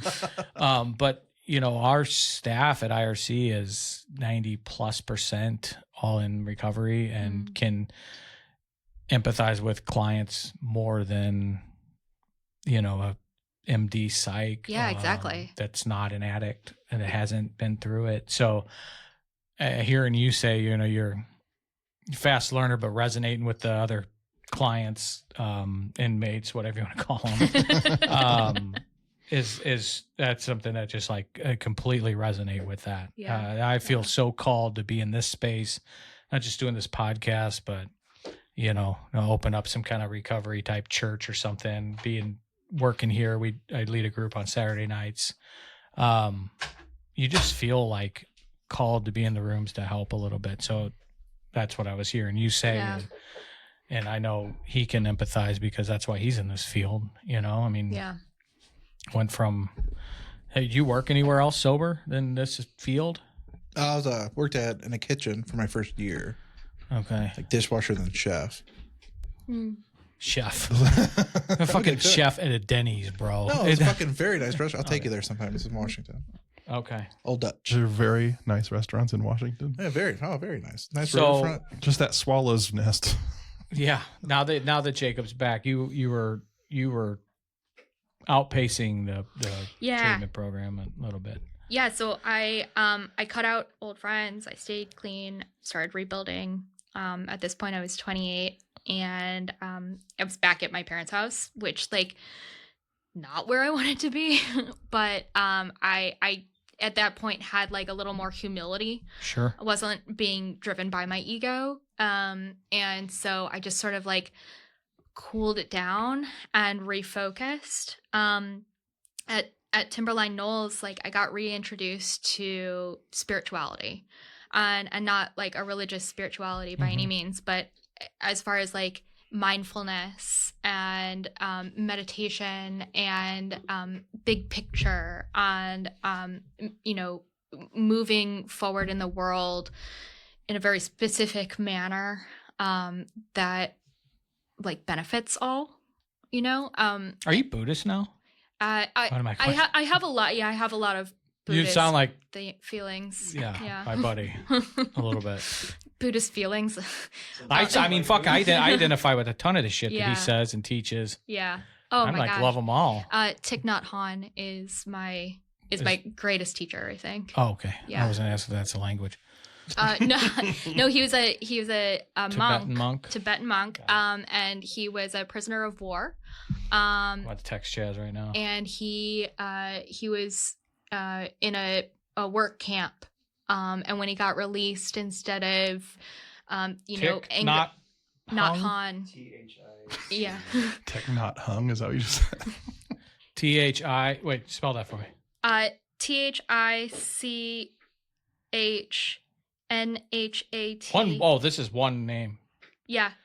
Okay, HANH. Tick non HANH. Yeah, you can look up Being Peace is one of his books. Pieces Every Step is one. Pieces Every, yeah. That's the only one I've read. Well, there are lots of good ones. I know All those two. So you learned about spirituality and Yeah. And what I really found is that my higher power, if you will, Yeah. because even though I grew up Jewish, Right. I asked my rabbi when I was young, do I have to believe in God to be Jewish? And she was like, no. And I'm like, cool. All right. sign me up. Great. And so it's still to this day, I don't believe in sort of the traditional, Sure. Christian, Jewish sort of Yahweh. Yeah, I don't believe in Yahweh, right? Kind of a dick, if you ask me. Gotcha. That Old Testament Torah right. God is kind of Brimstone it's a and rough fire. man, right. That's why the Christians had to make up the New Testament. Make it a little softer, a little nicer, a little easier to, yeah. I'm waiting for the New Testament. So, I mean, that was going to be some of my questions. Like you grew up Jewish, born Jewish, and and I was going to ask about your faith, if that. But you at a young age seemed to really go not prescribed to the teachings of even of the Jewish rabbis, right? At one point, I wanted to be a rabbi, and someone was like, "That's going to box you in." Like, you're right. You're so right. Yeah. No, I've always been like, I want to explore. I want to learn. I'm a lifelong learner, and like, I get my kicks from it. Sure, so. because you're very smart. I'm very smart. I think they say that's wisdom stops when you think you're done learning or something like that. Yeah, exactly. So as I'm putting my life back together, I decided to get a job, and I didn't focus on the money this time. This time I focused on something that I thought would make me really happy. Look at you. It did. Wow. I became a zipline instructor. Wow. I mean, it brought me back to life. No shit. I was in nature constantly, getting so much exercise, like feeling at one with my body, and like pushing way past any limits that I thought I had. My arms were buff. But also I was like helping people conquer their fears. Yeah. All I can think about is how scared of heights I am. Yeah. See, I would have been up there coaching you, walking you through step by step, like taking breaths. I'd have been crying like a bitch. Yeah. That's okay. Lots of people did. It's just called common sense, man. I like that. Tom. Yeah. And so like I was like even saving people, right? It was crazy. It was like wild. But I was feeling this like adrenaline. I've always been an adrenaline junkie, of course. Like so many addicts are. And I was really getting this like rush from this job, but in a healthy way. It didn't, like I said, it didn't pay much, but I was so happy. As that season came to a close, then I was like, all right, time to check something else off my bucket list. And I got a job at a ski resort in Montana. Nice. Yeah. Craig, I don't know why I've always wanted. I love skiing so much. I've hurt so many ankles and knees and hips. I mean, you're on crutches now. I'm gonna say that. Yeah. But basically, at this time, I was gonna move to Montana. As I'm planning out my trip, I realized that I could go to Standing Rock. And for anyone listening who doesn't know, Standing Rock was the protest for the water pipeline development it was a petrol pipeline in Standing Rock, South/North Dakota, or Cannonball. Okay. And so a bunch of natives, basically they were trying to demolish sacred ground, where like so many ancestors had been buried. They were plowing through burial ground. Beautiful. And so I saw like the violence that was happening.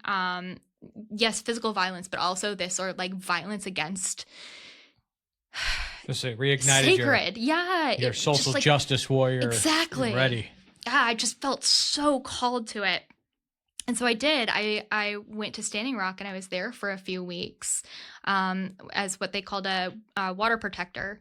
And I prayed with them. I walked with them. I used my white body and white privilege to stand against injustice. it was right before they started using water cannons. And this was like in November. So, freezing temperatures plus water cannons. In the Dakotas. Yeah. Yeah. I narrowly missed that. But so many people got hurt. But on November 9th, 2016, I was sitting on Facebook Hill, which was where all the reporters gathered because it was the only place on camp that had cell reception. I was going to say, is this your Wi-Fi thing? Yeah, it was a Wi-Fi thing. Well, cell reception. Sure. It was nowhere, you couldn't get it elsewhere. And where I was sitting there looking up one thing in particular, and it was then that I learned that, Donald Trump had been elected president. October, yeah. Yeah. Okay. And I started sobbing.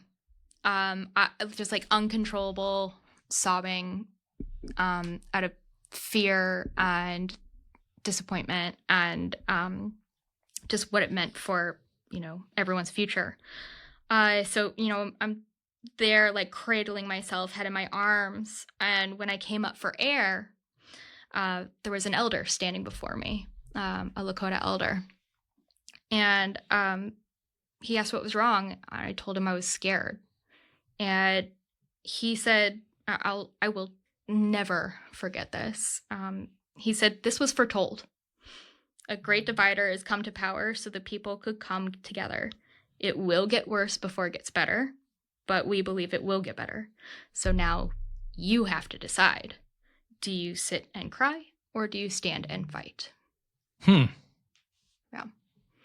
And that shook my entire world, and I immediately decided to fight. So I stayed at the ski resort for a few months, but the whole time searching for some kind of job in social justice. I ended up coming back home, last place I wanted to be, but it was where I found my job, and that was to work in community relations. I met national leaders, faith leaders, political leaders. I created racial equity workshops and programs to support new Americans. I advocated at the state capitol for criminal justice reform, immigration rights, and civil liberties. And I carried a lot of work on my shoulders. Yeah, that's a lot. Yeah, maybe Hardship. A little too much. Yeah. One time in particular, I coordinated a large volunteer trip to go to Laredo, Texas, and volunteer with Catholic Charities.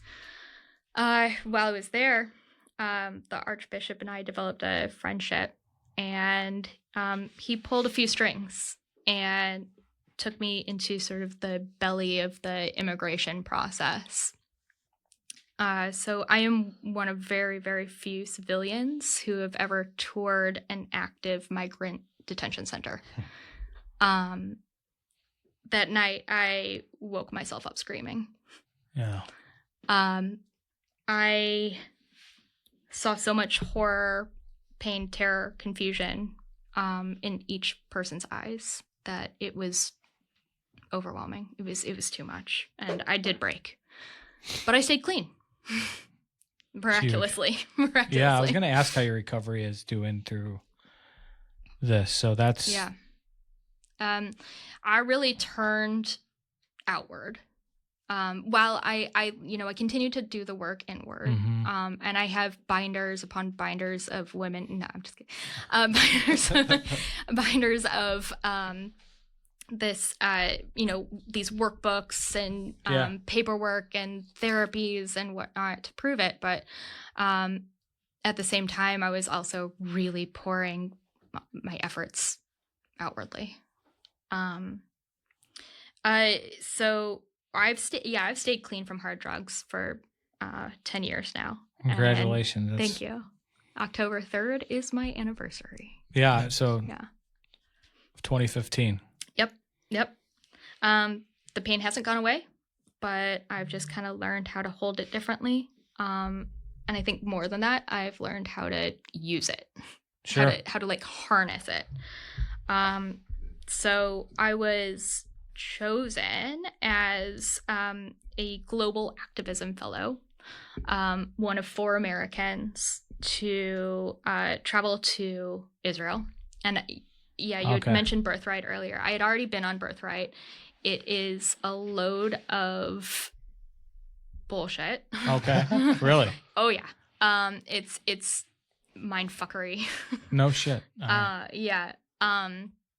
And I really the whole purpose of it is so that young people get to meet other Jews, fall in love, and have Jewish babies. God. Yeah. Do you know what? Do you guys know what this is? Birthright trip. Do you know? For people who don't, it's a free trip for Jews 25 and under to go to Israel, and they take you on a grand tour of everything except the Palestinian experience. And Israel is so lovely, and it makes the desert green, and it's just you can't. It's so good. It's so great. But this time, when I went back as this global activism fellow, I met with Jewish and Palestinian activists. Met with them directly to learn about what was happening, like what wasn't being covered by the news. We entered the West Bank. I saw incredible systems of oppression, and many of which were familiar from my time working here in the United States. These patterns repeat themselves over and over again, and the people in power know that. They know that it works.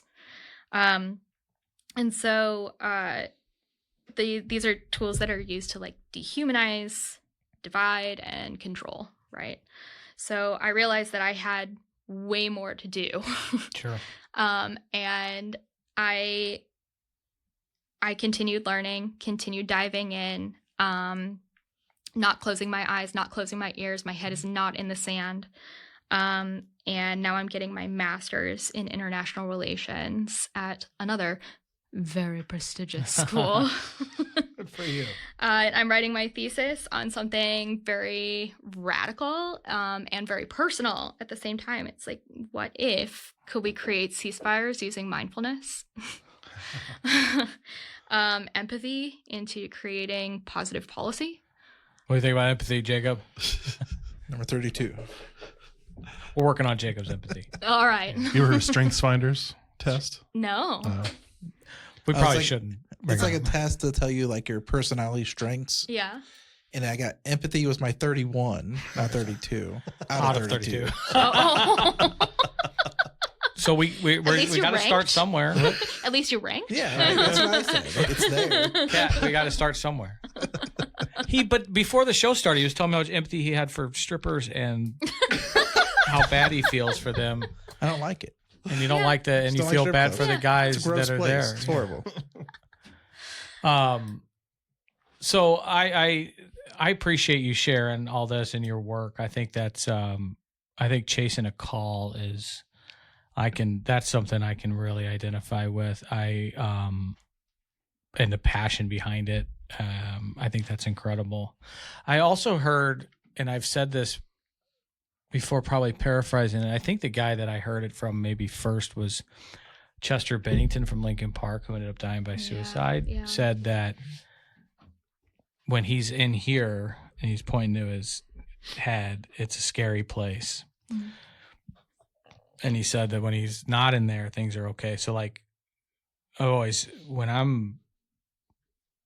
can get a pretty scary place when I'm mind fucking myself and just sitting there living there. So like serving in this community and church community, whatever we do, and anytime I'm doing shit like that, it's an opportunity for me to be out of here. And when you were talking about as you're doing the work inward, you're pouring in outward, and maybe that's something that kind of clicked to me. Because we sit around and overthink shit and think about, and it can be a real problem. And when you're in community, when we're in recovery and we're supporting either other addicts or chasing a call, it really maybe it distracts us from, fucking hating ourselves. I don't know. I'm thinking out loud here. For sure. But I think that's where balance comes in. Because if you don't work on yourself, how do you expect it to impact anybody else? Possibly? Yeah. And you had said that you're doing the work inward, but then pouring it in outward. I think that's the important part, is the balance. Because, we have to. I was telling somebody the other day that, talking about relapse, you can, and Jakob says this a lot. The active addiction starts before once you relapse, you're in active addiction. Sorry, I fucked it up.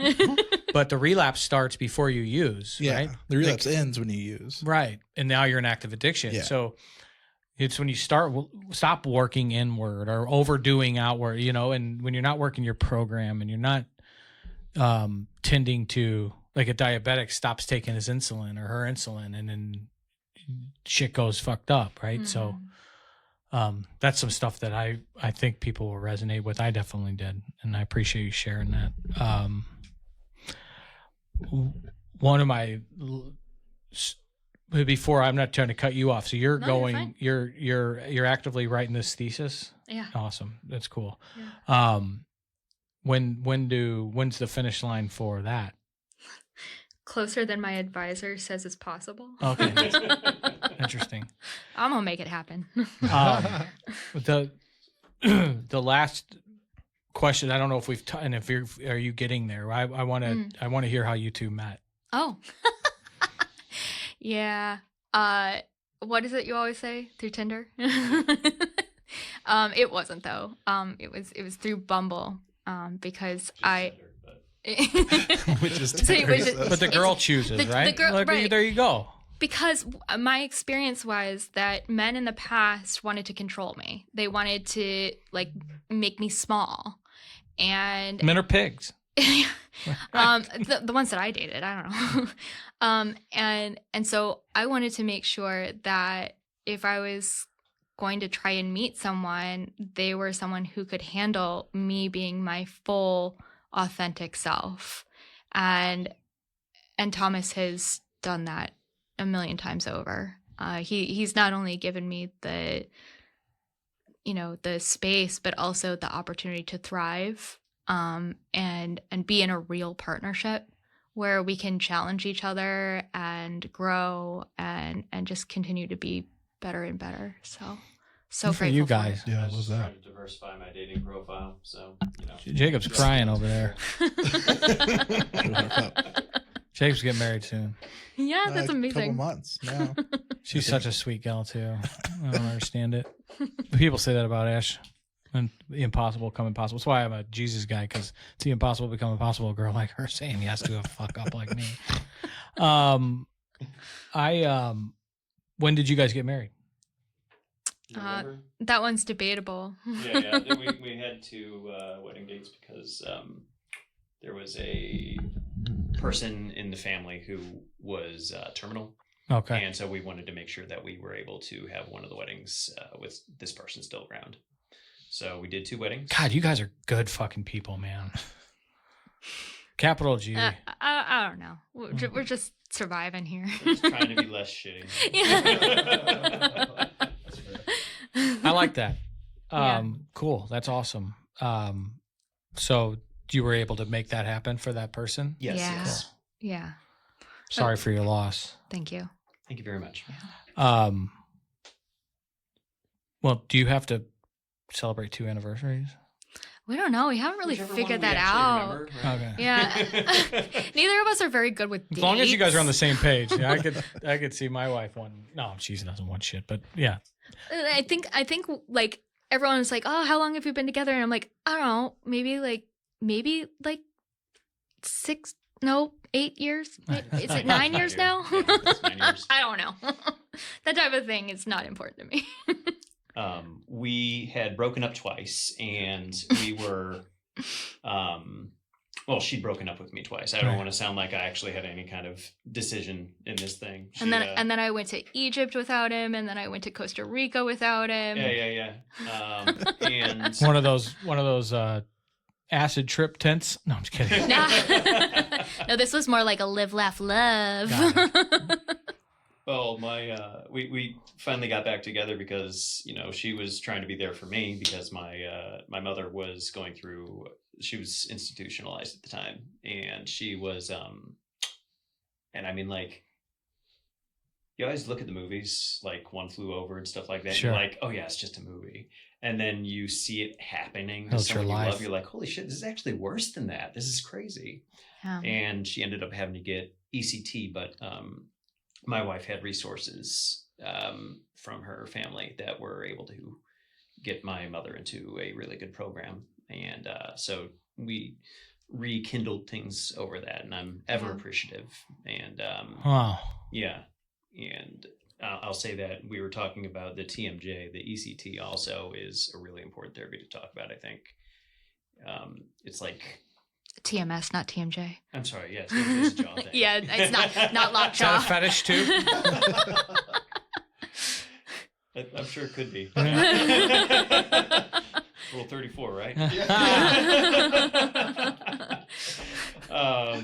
No, it's like it's something like 95% of people who could see benefit from ECT never are even the doctors won't even discuss it with them because it's such a tough conversation, and people just get angry even suggesting that you do this to your loved one. And yet, what is the remission? Do you remember the percentages? I don't remember. I think it was like 70 something. Is it because of the Overall, electric it's like shit? 87% you think? of people who receive the treatment see significant benefit, like life-changing benefit from it. Yeah. Especially if it's So like because it's all the electric.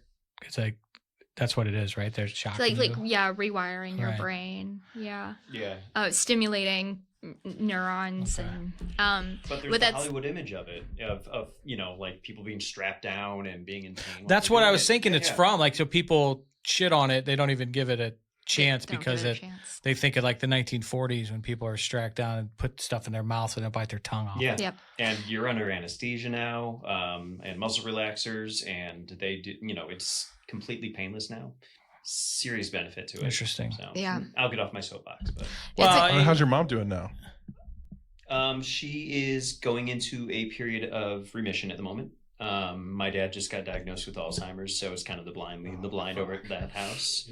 Yeah. We haven't gotten a break recently. Yeah, it's been rough. Yeah, you got your own show. You're a survivor, and you know, we're in the service. We gotta have you come back on and tell your story. He's got a good one. He does. If you're starving for content, you guys, there's no limit. So. No. I think people sharing their stories, man, it just combats loneliness. The opposite of addiction is connection. And exactly. Loneliness is what fucking kills us. And everybody's story is unique, and parts of it will impact people. So we'd love to have you on sometime. Well, thank you. Appreciate you so much for being here, and you, Kat. I'm in awe and so grateful for the courage that you have by coming on here and getting so vulnerable, and your sense of humor is incredible. Thank you. And you're obviously very smart. I'm so smart.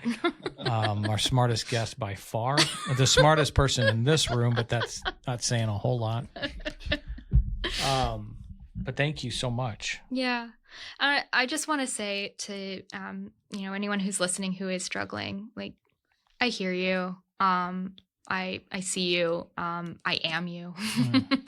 And just like they say in AA or NA, like, take it day by day. But you can even break it down further. Take it second by second. Take it minute by minute, and sit with it. The wonderful thing about feeling pain is that you also have the ability to feel joy. And so hang on, because you will. It'll come back. That's amazing. I can't thank you enough. Is there, and if there's anything that comes to mind that you want us to share, let us know. And we'd, like I said, love to have you guys back on sometime. Thank you very much. Yeah, thank you. We'll stay in touch, and and I'm excited to hear how this thesis goes. Thank you. Could change the world. Don't stop trying. I'm not going to stop trying, that's for sure. I admire your fight. Well, thanks guys so much. Appreciate it. Till next time, let's pray.